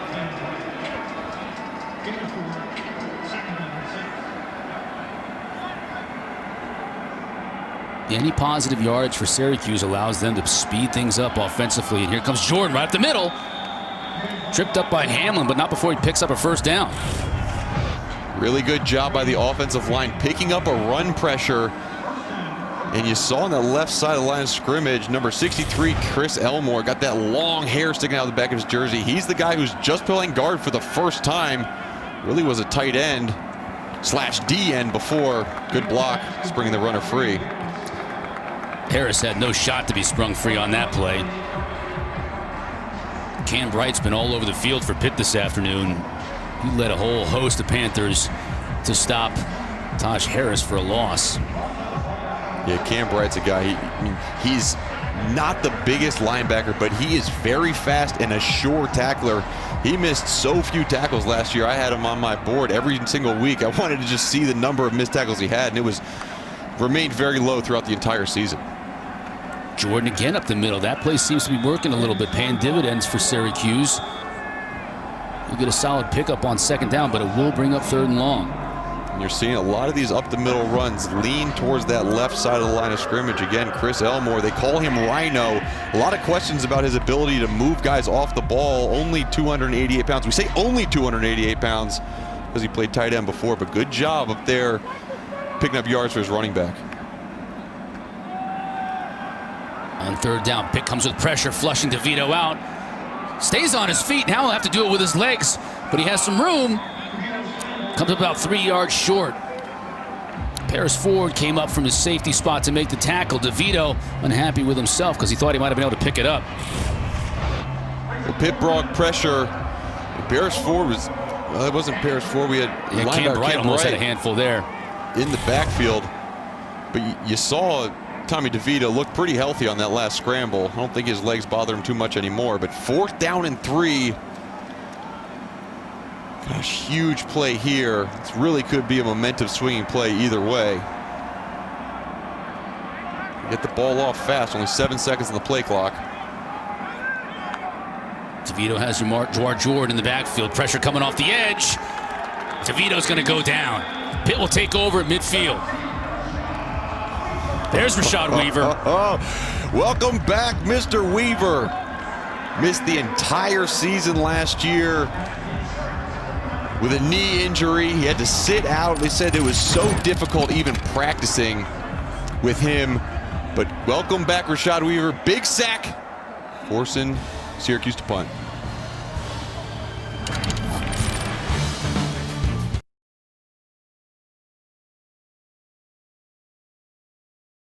Half after that vaunted Pitt defense forced Syracuse to turn the ball over on downs. There's a good look at Rashad Weaver. Missed all of last year, missed the first game this year, so getting his first action and already has 5 tackles and 2 sacks for Mr. Weaver. Now it's time for Kenny Pickett to get this Pitt offense going, taking over at midfield.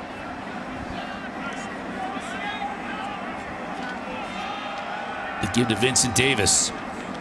Tries to cut it back, not much there, picks up 3. before Jeff Canton-Arku makes the stop.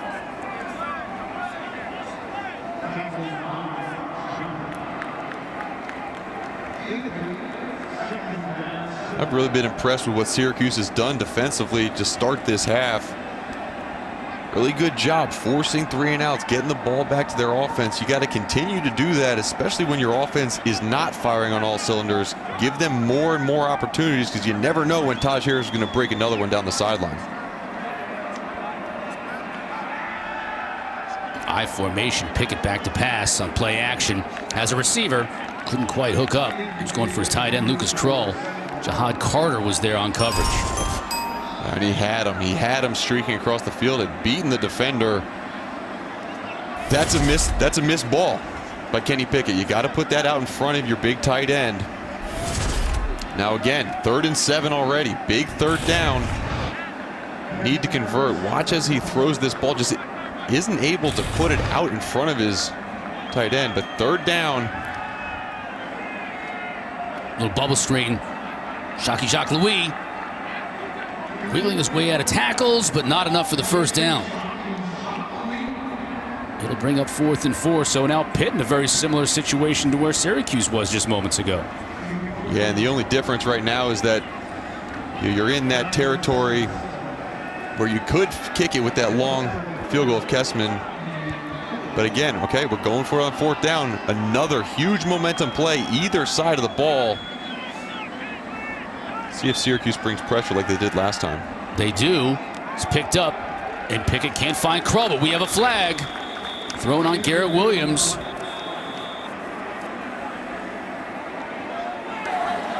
Pass interference, defense number 14. Spot foul, automatic first down.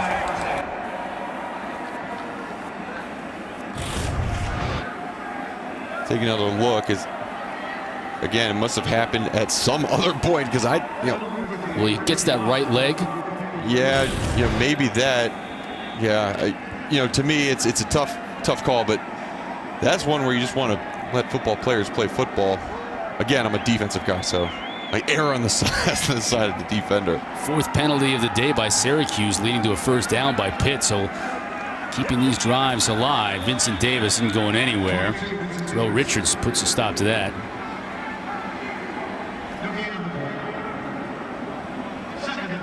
Yeah, Terrell Richards is a guy we've seen a lot of today. He didn't play at all in first week, but he's a big linebacker at that backup middle linebacker spot. They've gotten him in a lot on those early rundowns. 6'4", 235. We've seen him up in the line of scrimmage a lot, playing like an extra defensive end.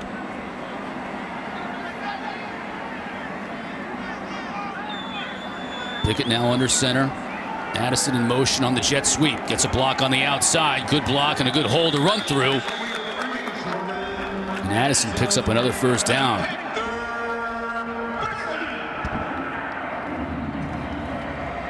Great blocking on the point of attack by the wide receivers. And you see as Addison comes around the corner, he finds that crease where Jacques Louis had pinned Terrell Richards inside. Good job finding that, and that's a point of emphasis for Mark Whipple. Wanted his receivers to block better on the outside to get more yards per rush, and those big ones will break eventually. Again, Pickett under center. Addison now in motion the other way. Give to Vincent Davis. Little crease, but couldn't get through it. Give him 2 yards before Canton-Arku again there to make the stop.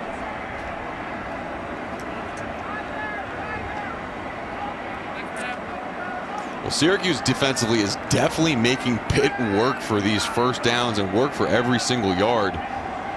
Doing a good job of not letting any big plays take place. When you funnel everything back inside, you can let that pursuit happen. And good knockback up front by this defensive line. Now Pickett in the gun. Pressure coming up the middle. Picked off. Intercepted by Jones, and he takes it out to the 29. Mikel Jones gets the ball back to Syracuse. Huge play by Mikel Jones. Read where the ball was going, saw the receiver coming across the field, and jumped in front of it for a huge turnover. Tommy DeVito with the ball when we come back.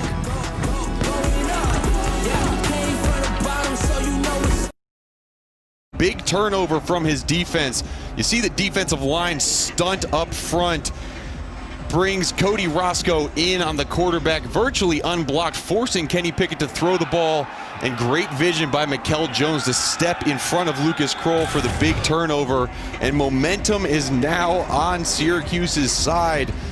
They trail in this one, but they have done nothing but make it difficult for Pitt to move the ball down the field. Let's see if they can get a drive going on their offensive side right here. DeVito with the quick handoff to Jordan.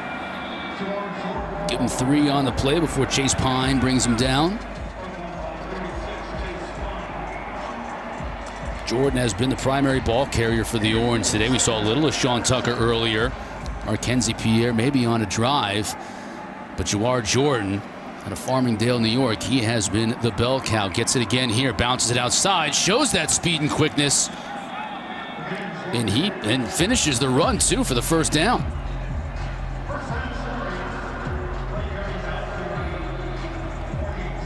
Really good job by Jawar Jordan. Remember, the 2 top running backs from last year, Abdul Adams and Jarvion Howard, opted out. So these guys are getting a lot of playing time that they didn't necessarily expect. Jordan is running very, very hard so far, especially in this half. Bossier Dennis just got a shoelace on him that time. Brought him down, brought him out of his shoe. And you're right about, Abdul Adams, the transfer from Oklahoma. So much was expected of him and Jarvie and Howard, both with a lot of experience. And just before the season started, lo and behold, your top 2 backs gone. Big blow. Yeah, huge. And, I think when you look at this right now, they only have 45 rushing yards on the ground, but they're sticking with that rush, try to open up something downfield. That'll add to downfield, that'll add to it. Tommy DeVito is so effective when he does pull the ball down and run, and that's why Sterling Gilbert and Dino Babers are, they're so willing to go in that 5-wide empty look, because the run option out of that really is Tommy DeVito using his legs like he did there to pick up a first down. Into Pitt territory, Jordan bounces it outside, but a nice tackle by Jones. Yeah, great tackle by Jones. We haven't called his name a ton so far in this game, but he's a guy who comes in. He's a 5th-year senior. He started last year 5th on the depth chart. We've talked about all the players who missed on that defensive line last year, and he stepped up. 8.5 sacks, 18 quarterback hits. Big tackle for loss on that play. On the flip out to Tucker. Back inside. Good gain on 2nd down. He's going to pick up another first down. The Orange now running the football. Great play. Made guys miss. And these aren't just anybody. He's making guys miss that have a lot of experience on this team. Got Paris Ford to overrun the football. Leaning forward, finishing the run. Great job by him. And trying to go quickly this time. Runs into a wall of Panthers. He'll lose a yard.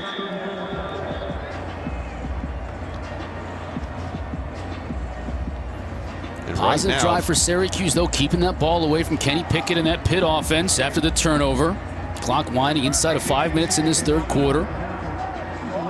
Right now, defensively for Pitt, you've been on the field a lot in this 2nd half. Really important to make it 3rd and long here.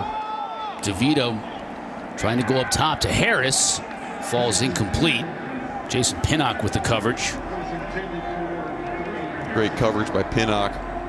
We saw him get beat earlier, although, as we heard from Narduzzi going into halftime, it was more of a safety issue on that big, long touchdown pass. But this 3rd and long, surprised to see Taj Harris on the sidelines. He's really their big play threat. But especially in this area, as they try to pick up enough to get into field goal range, possibly look for screen passes or maybe even a draw play if Pitt drops back in coverage. 9th play of this drive for Syracuse. Pressure coming on the edge, trying to find a screen. And that ball was picked off. Intercepted by Paris Ford. Read it right, came up and made the pick. And Pitt will take over. Well, Paris Ford has studied his film and understands the game situation. In that formation, in that situation, you're going to look for the screen. And as Paris Ford picks off that football, comes to the sideline, dunks it in the turnover net, Pittsburgh has another chance with the football.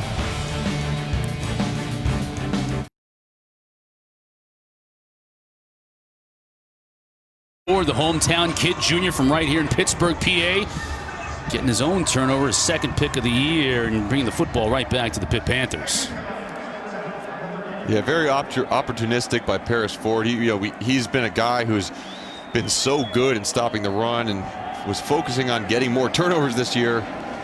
And that focus is paying off as he has 2 so far in this season, only 3 total all of last year. But he's a guy who's on All-American watch lists and all ACC preseason teams.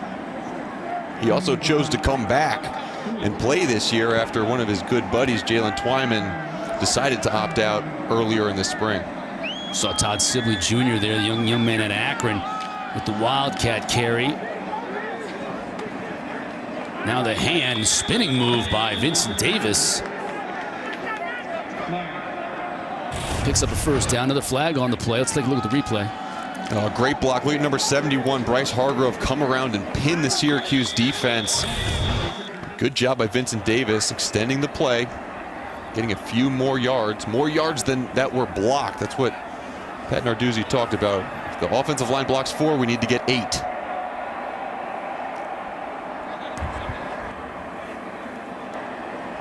The result of the play is a first down. After the play, personal foul, number 71 offense. 15-yard penalty, first down. That one was against Bryce Hargrove. He sang his praises maybe too early there, Mark. Yeah, I sure did. Right after he got off screen, he must have done something crazy. He's an experienced guy, a 5th-year senior. They loved having him come back and being right next to Jimmy Morrissey, another 5th-year senior. This offensive line, they were very high on them coming into this year. Good play initially, but dead ball after the run, so Vincent Davis was able to pick up a first down. Then they'll march off the penalty yardage, so it is still first down and 10. Let's take a look at that last play and what happened.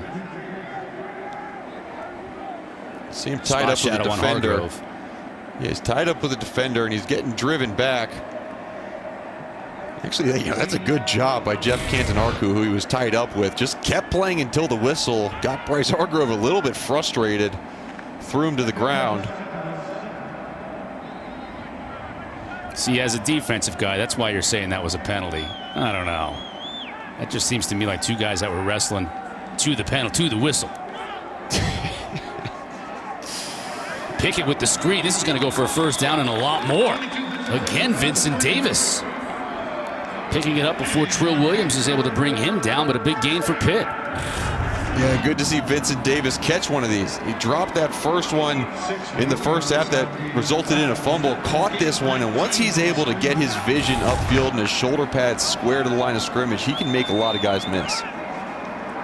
Now Pitt back in Syracuse territory. Pickett's going to run. He's got room. First down and a lot more. Inside the 30 before he goes down at the 28. And another flag. Holding, offense, number 53. 10-yard penalty, first down. This time it's Jake Cradle. And Mark, we've been talking about this all game long. Pitt played such a clean game in their opener. And yes, it was against an overmatched Austin Peay team. But penalties, turnovers, missed field goals, and bad holds on field goal attempts. This game has been far from clean for Pitt like they were in their opener. Oh, yeah. I mean, those pre-snap penalties, but then it hurt you. But the penalties that happen when you have long gains just like that, that's the thing that you take a deep breath and you just try to regroup. But they are so devastating to your drive and the ability to pick up first downs and extend it.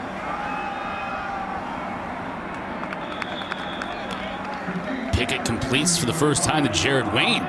First time we've mentioned the name of Jared Wayne. Sophomore out of Peterborough, Canada. A few Canadians on both of these teams because of their proximity to our neighbors to the north. Second and long for Pitt. Pickett again to throw. Plenty of time over the middle. Complete.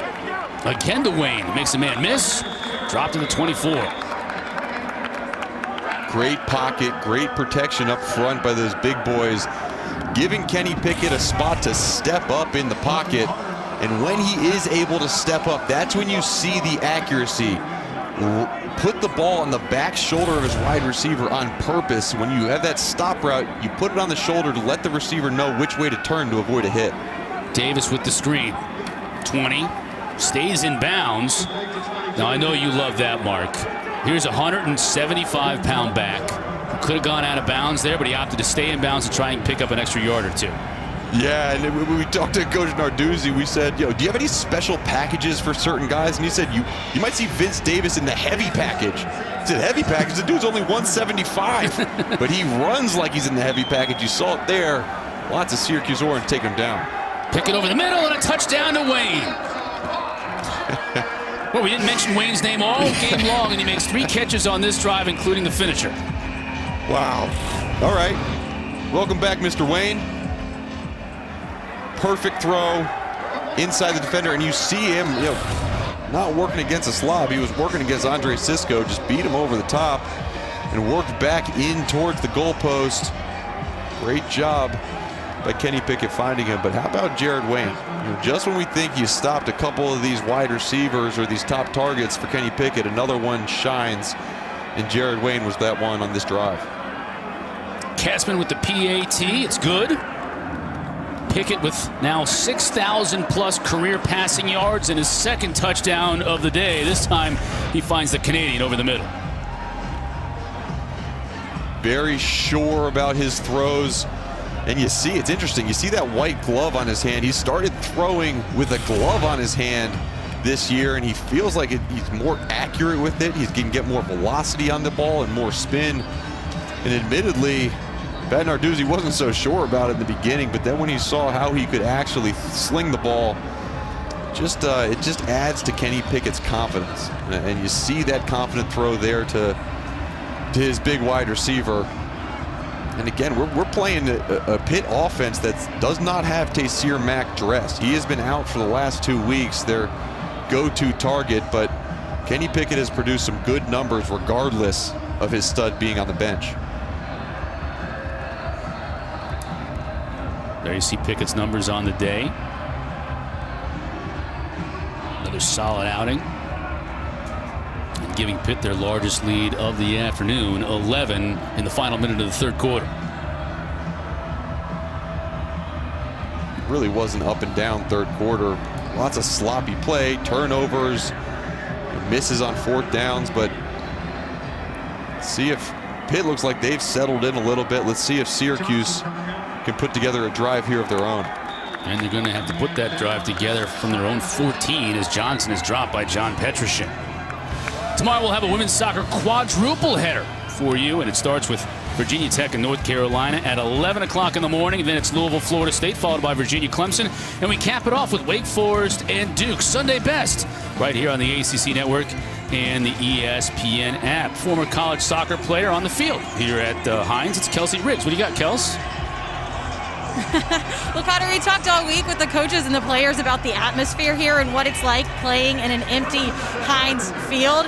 And they all said that once the play starts, they're locked in. You don't notice it. But let me tell you, when you actually do notice it, it's when they score a touchdown, because it gets a little awkward.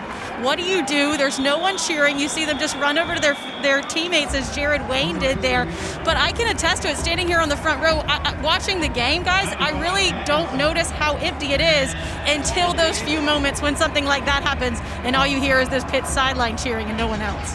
Yeah, we did the game last weekend, Kelson. After the game, the players and coaches went over to serenade the students section like they do after every game, and there was no one there. They sang the alma mater and the fight song, and they were waving to people in the empty students section. It's great. Syracuse feeling the pressure and getting off to the type of a drive they did not need after Pitt just got their biggest lead of the afternoon.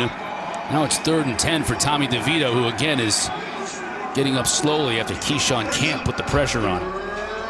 Yeah, we talked about Rashad Weaver earlier missing and mentioned Keyshawn Camp, but he's in that D tackle position that which was vacated by Jalen Twyman, would have played next to him. But having Keyshawn Camp, big boy, in there up front is so effective for the run game. But what the coaches said was that he is really most effective getting skinny. Hard for a big guy like that to get skinny, but get skinny and quick twitch the quarterback. Syracuse struggling on third down, and they won't pick this one up. Now just 2 for 10 on the day, as Markenzie Pierre is dropped for a short gain. Third quarter now will come to a close with Syracuse facing a 4th and 10 deep in their own territory. First to pick, Paris Ford, doing what a leader in the backfield should do, getting it back to his offense in the dunk. And then Jared Wayne with the score. 21-10 Pitt.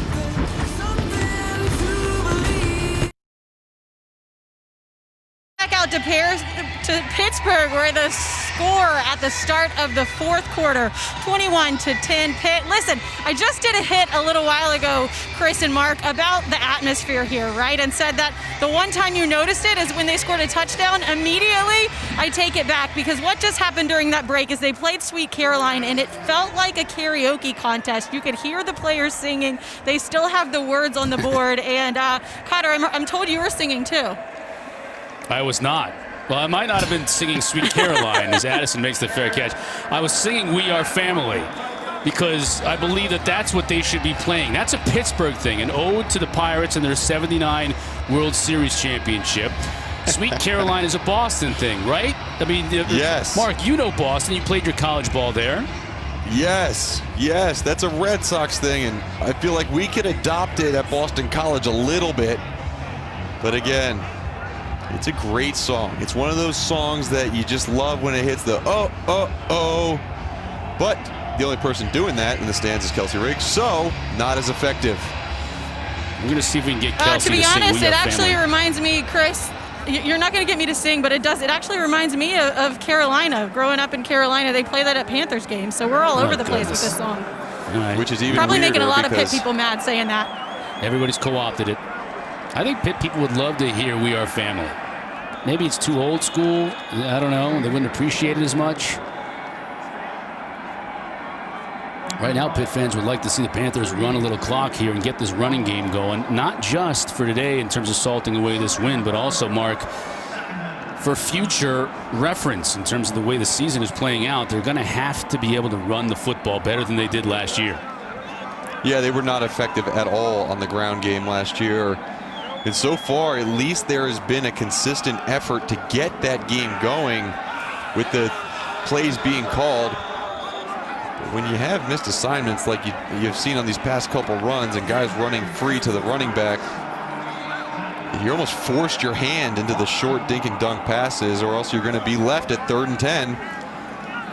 And I mean, there is a significant lead right now, but 11 points is one that just, it's kind of a mental challenge for this offense, because one score by the opposition and they're right back in it. So this is a huge play for Kenny Pickett in this offense. Big 3rd down and 10 for Pitt. Pickett is back to pass. And the drop. Krull had the 1st down and couldn't bring it in. Wow. Drop passes again. This is a guy who did not get that warm-up game against Austin Peay, Lucas Krull. So excited and so enthusiastic about what they were going to get from him besides the hair. That was a big drop. I know he's going to be kicking himself over that. Syracuse staying alive. Akeem Johnson back to receive the Christodoulou punt. Calls for a fair catch at his own 19. And Syracuse will take over. Down 11 here, early 4th quarter.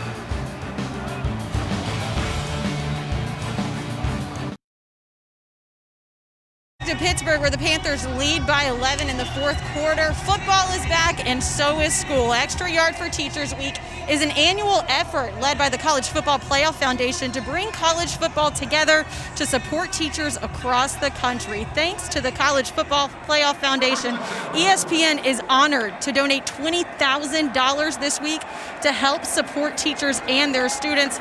To learn more about it, visit Extra Yard for Teachers and follow College Football Extra Yard. And while we're talking, Chris and Mark, about school and teachers, Pitt doing something very unique in the fight against social injustice. Pitt students and faculty developed a required 1-credit class at Pittsburgh that all first-year freshmen have to take called Anti-Black Racism, History, the Ideology, and Resistance. It's beginning this fall.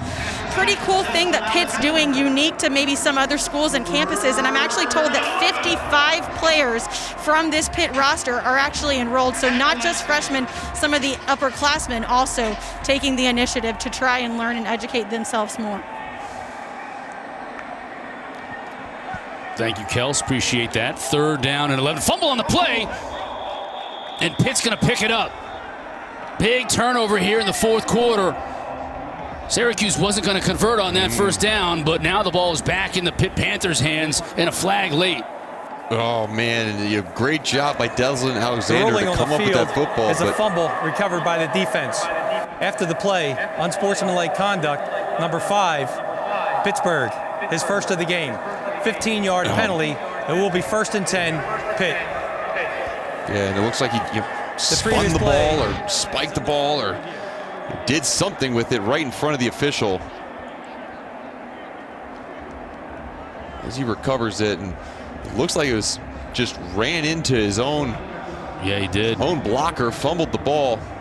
And right there, put the ball on the ground. He knew he was in trouble, too. As soon as that flag came out, oh, no, now I got to go to the sideline after making a great play, and I'm going to get yelled at by the coaches.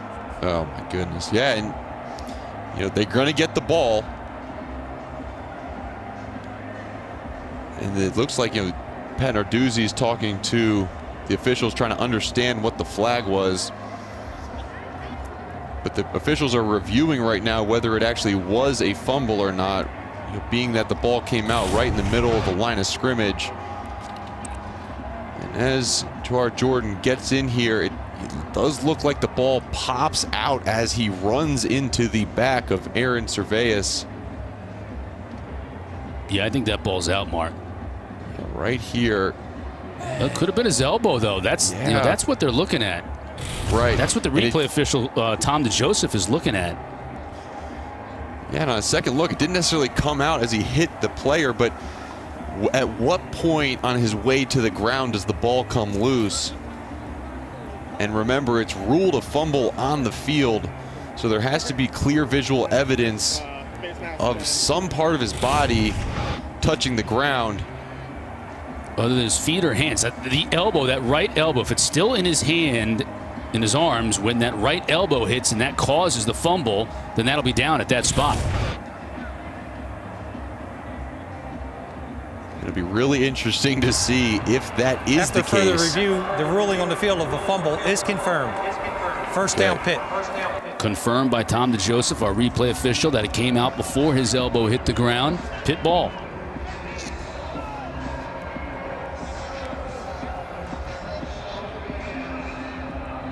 So it kind of saves Deslin Alexander, too, because that penalty would have stood if Syracuse had retained the football. Got away with one a little bit. But now Kenny Pickett in this 4th quarter has a chance to put his team up by 3 scores. Could really start to seal this one.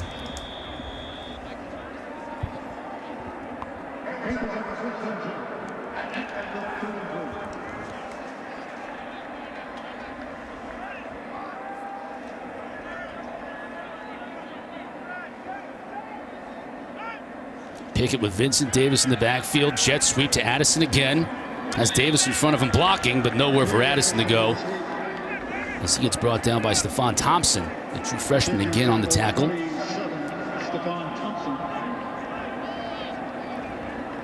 Again, good job on Syracuse on 1st down. And very successful, forcing 2nd and long, 3rd and longs. Turner. Quick pass out in the flat, and he picks up maybe 2. Trill Williams was there for the stop. Now 3rd down for Pitt. That Syracuse defense is just keeping this team in the game. They really are. And we talked about them not giving Pickett anything easy. Also, there haven't been a lot of shots by Kenny Pickett in the second half. He hasn't tried to stress the defense vertically to try to open up some of these underneath routes. Look for someone coming out of that bunch set to spring free towards the sideline. Big 3rd down for this defense. They bring 4. Pickett stepping up. Underneath to Wayne, and Nice tackle that time by Melifonwu. Prevents him from getting the yardage necessary for the first down. Fantastic tackle by Melifonwu. I can't stress that enough, how difficult it is to take the proper angle on a wide receiver coming across the field. Really good job of maintaining his stride and tackling that leg. Big fourth down decision. Opting for the field goal try here with Kessman. This one will be 45 yards. Snap hold is good this time around, and Kessman buries it.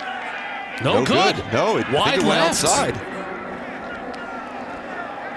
So Kessman misses for the second time today in the third field goal attempt that Pittsburgh attempted without it being good. They had a fumble on a hold before, too. Special teams haunting the Panthers.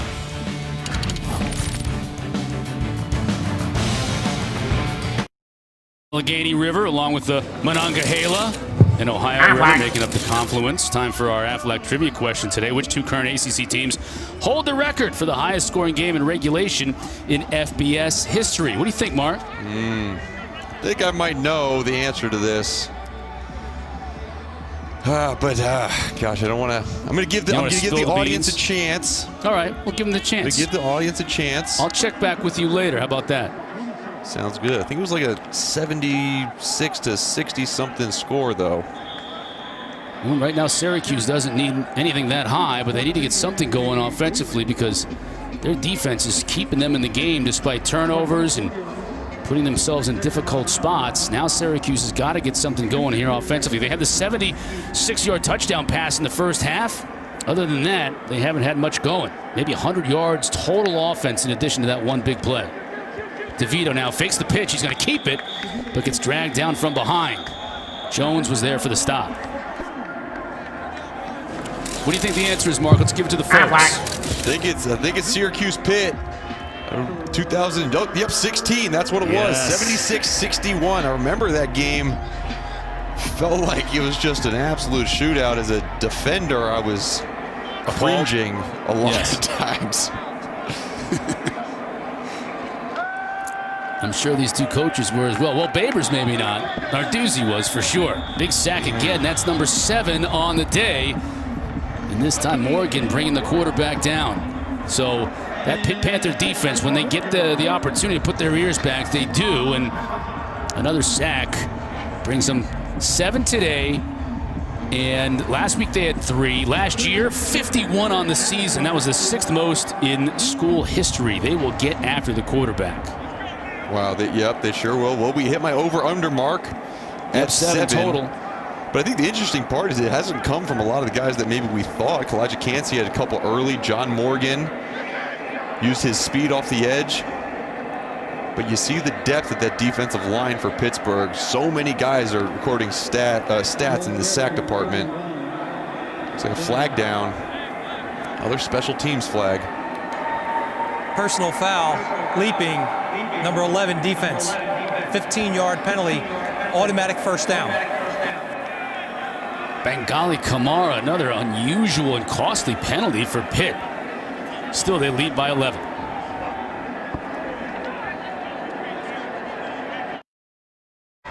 Back with Syracuse and Pittsburgh. Syracuse on first down. Ran Jawar Jordan on a loss for 2, so it's now 2nd down and 12. Big stop by Rashad Weaver. He got in the backfield again for that TFL. You see Rex Look who's at quarterback. Yeah. Culpepper. Trying to find some magic here with Culpepper. Too far for Quealy. Hamlin on the coverage, so now again 3rd and long. We've said that a lot this afternoon, especially here in the second half, Mark. Yeah, we have, and they just haven't been able to find a rhythm on 1st and 2nd down. But I don't know whether you see Rex Culpepper in there because DeVito has been banged up, but I mean, you saw the confidence in that last throw by Culpepper. I mean, he can sling it out there. Maybe gives them the best chance through the air. Has to get rid of it in a hurry. Does. Quealy makes the catch, but well shy of a first down. And that's fine. This is 4-down territory right now. They They need to get a first down, so a quick pass to set up a 4th and short is all right. And again, 4th and 6, Culpepper can do it through the air, or if he sees a crack in the offensive line. Oh, but it looks like they're punting anyways. I thought it might be 4-down territory for Syracuse, just because they haven't gotten much momentum going, but they're going to punt it away and rely on their defense that has made it hard for Pitt. Nolan Cooney coming out to punt it away for Syracuse. Try to get the snap off. They just do. Addison awaiting the punt. He'll let it bounce. Great punt and coverage by the Orange. So Pitt will have to take over from their own 5 when we come back, up 11.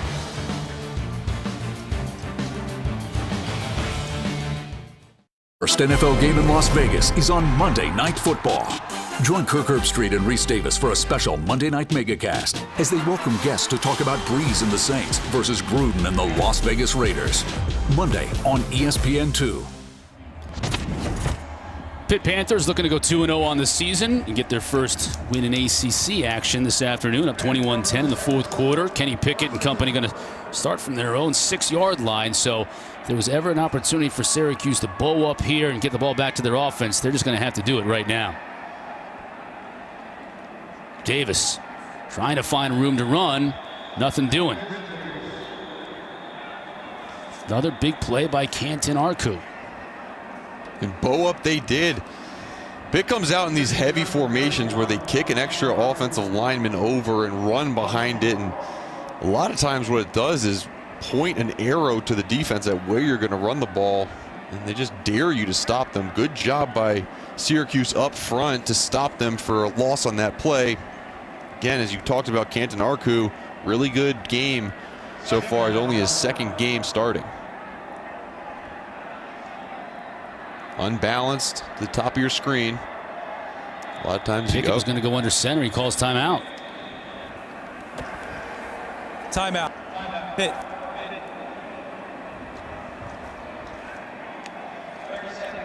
All right, this is just the first of 3 games here on the ACC Network today. Coming up next, Clemson hosting the Citadel. Get an opportunity to see Trevor Lawrence. They've won 30 straight regular season games. Then at 8, Wake Forest and NC State, our ACC Network primetime matchup, presented by Geico. Gosh, man, Clemson, way we saw them come out in that very first game, and they're fantastic, and they're returning the best player in the entire country, and a guy who has decided not to opt out when so many of the top players have opted out. I think he has a bad taste in his mouth left over from that national championship game. He has something to prove this year, which will be his last year in college football before he makes that jump to the NFL. Travis Etienne too. I mean, you think about the weapons that are coming back around him. It's pretty scary. Davis, net. Give him about 2 yards again, so a huge 3rd down for the Syracuse defense right now. The importance of this 3rd down, it can't be stated enough how much this team needs good field position in order to score. I mean, they haven't been able to drive the length of the field this entire game, but when opportunistic, they have been able to get points on the board. So if they can force a punt here and get good field position for whichever quarterback comes out, it would be a huge win. Pickett steps up. He's going to take it himself, and he'll just run out of bounds. Kel Jones runs him out, so Kirk Christodoulou, the punter here for Pitt, is going to have to put his foot into it and drive the Orange back.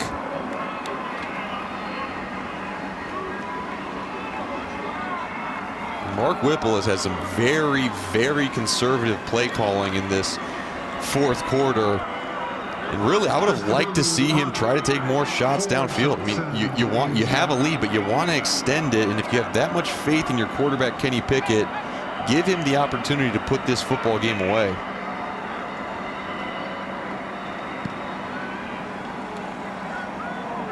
Johnson from his 47.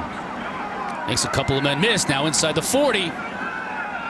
stood up hard at about the 38, but that'll be great field position for Syracuse when we come back. Down 11, but with an opportunity here to put some points on the board.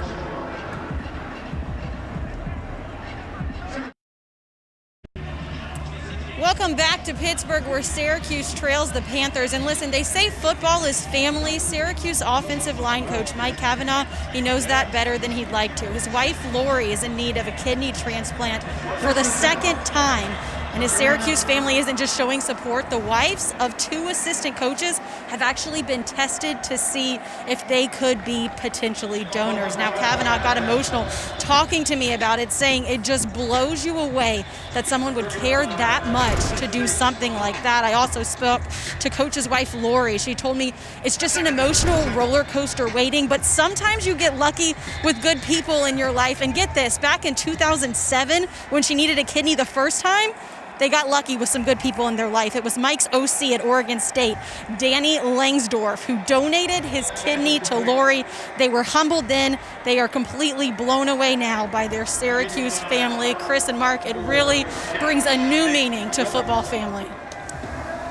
Yeah, it's a great story. Matt Cavanaugh has got to have his offensive line now protect his quarterback here on this drive. 3rd down for this Orange team and 6 yards to gain. And, you know, Mark, we talked about it during the break. Will they opt for a field goal? They would still be down just 1 touchdown if they do that, if they don't convert this. Well, I think they're going to go for yards to gain here. If they get it, great. If not, they can settle for a field goal and try to get the ball back fast. But it would be a long field goal. Yeah, ball way over the head. It's going to be a long field goal, but right now you know you're going to have 2 possessions with the football.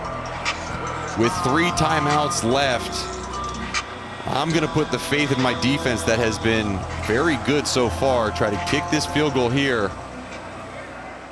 Get the ball back and try to score 8. Banged up on the play. Yeah, that's not good for Syracuse either in this situation. No, and where he's pointing, that's a groin pull or hip flexor. Those are tough. Hopefully it's nothing bad, but this would be a 52-yard field goal from here, Mark.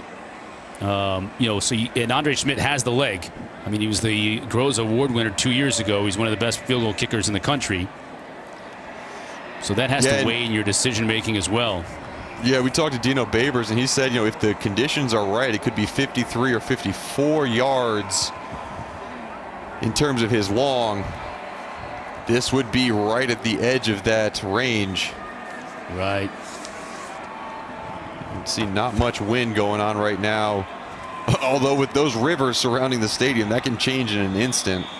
The Allegheny, the Monongahela, those rivers, and the Ohio those River? Ones, yes. Those ones. Monongahela, that's a very easy word to say. Harris walked off under his own power. That was good to see. As Coach Babers is just contemplating right now.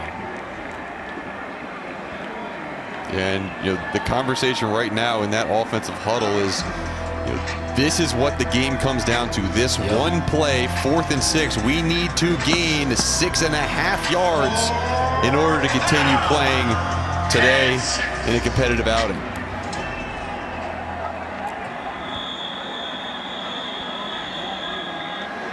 Coach Narduzzi, defensive coordinator Randy Bates. We're going to see what Syracuse came out with. They called a timeout to discuss things. Tonight at 11 o'clock Eastern, it's the huddle. Quartet of Jordan Cornett, Eric McLean, E.J. Manuel, and Mark Richt. We'll be back with complete breakdowns of all 6 ACC games today. The huddle right here on the ACC Network and on the ESPN app.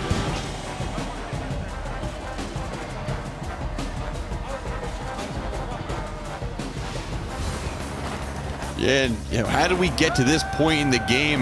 You know, early on, you saw the sacks, the pressure up front on Tommy DeVito, and then Kenny Pickett being able to get confidence early, hit his targets down the field for touchdowns. But there were some mishaps and some fumbles and some missed opportunities by Pittsburgh. 3 field goal attempts that went awry.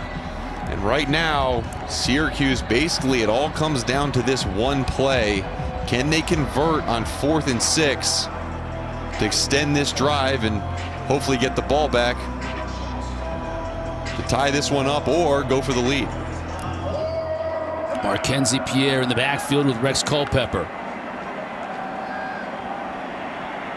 To the outside, and no shot to get Courtney Jackson the ball on that play. No, it was not a very good throw by Rex Culpepper.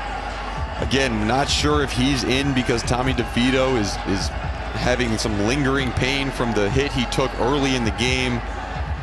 But honestly, this is very reminiscent of what we saw last year in this matchup. Tommy DeVito went down, got banged up, got sacked 9 times in that game, and they had to rely on their backup, Clayton Welch, to come in and finish the game. And although the game was close, it just didn't seem like Syracuse had a ton of momentum at any point. And you see the yard differential in this game. Really, the reason Syracuse was still in this one up until this point was the missed field goal attempts by Pitt. Now the Panthers will put that running game to the test here as Pickett goes under center. Get Davis dot in the eye. Skirts back inside, picks up 4 on first down. Syracuse with 2 timeouts remaining.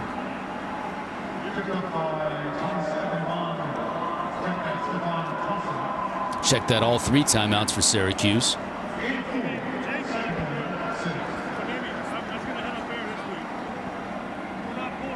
I'm not exactly sure what they're waiting for to use them. They need to have 2 scores.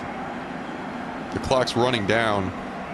You get that run play on first down, you stop them. You got to stop the clock, try to get the ball back.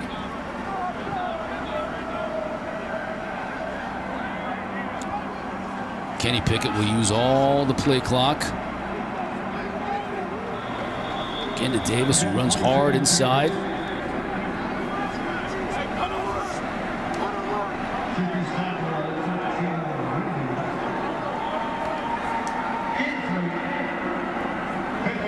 Clock is continuing to run as Syracuse is not using their timeouts.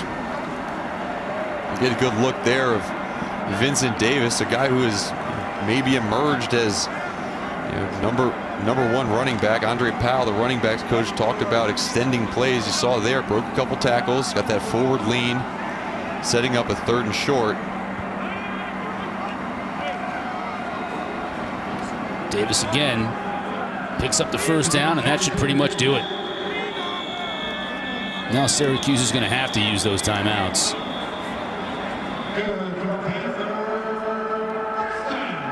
And they're not.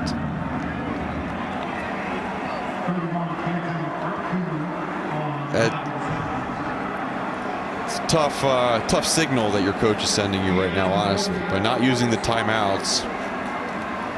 To me, as a player, that means coach is giving up on the game already.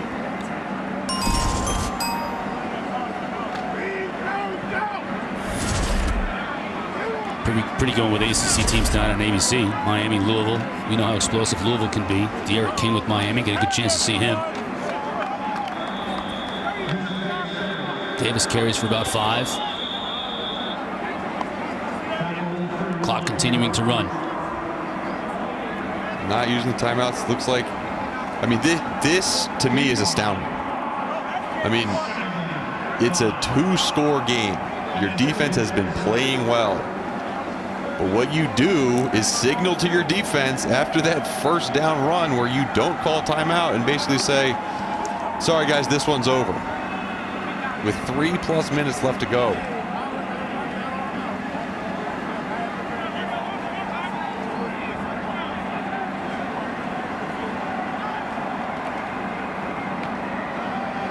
Davis again. Bounces it outside, wants to stay in bounds, cuts it back in. And he is forced out of bounds, but he picks up the first down, which is equally important.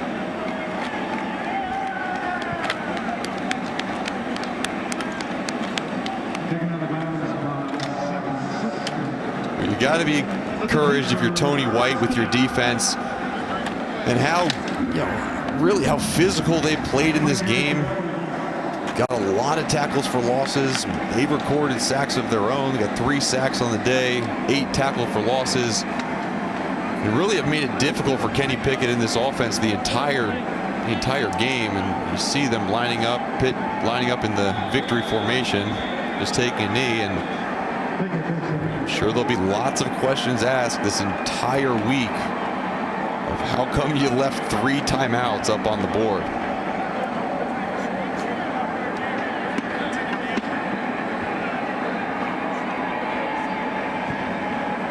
Pittsburgh 42 seconds away from improving to 2-0 on the season. Came in this weekend ranked number 25 in the most recent AP poll. Mark, we talked last week about their start to the year. 4 games at home to start the year, and then next week a huge game against Louisville. You know, if you think you're in position to be one of those top 2 teams to play for an ACC championship, or at the very least one of those top 3 or 4 teams in that echelon, the winner of that game next week between Louisville and Pitt is going to go a long way in determining that. Absolutely. And remember, Pitt came into the season, they were ranked by ACC media as 8th, supposed to finish 8th in the conference, and you know, they are hoping to disregard that ranking, and they will have a chance to prove it against Louisville. Coach Narduzzi bringing his charges together. Dino Babers back to the drawing board for Syracuse. Some things that he can take back positively from this game. It's their 2nd road loss in conference, but his defense played pretty well this week.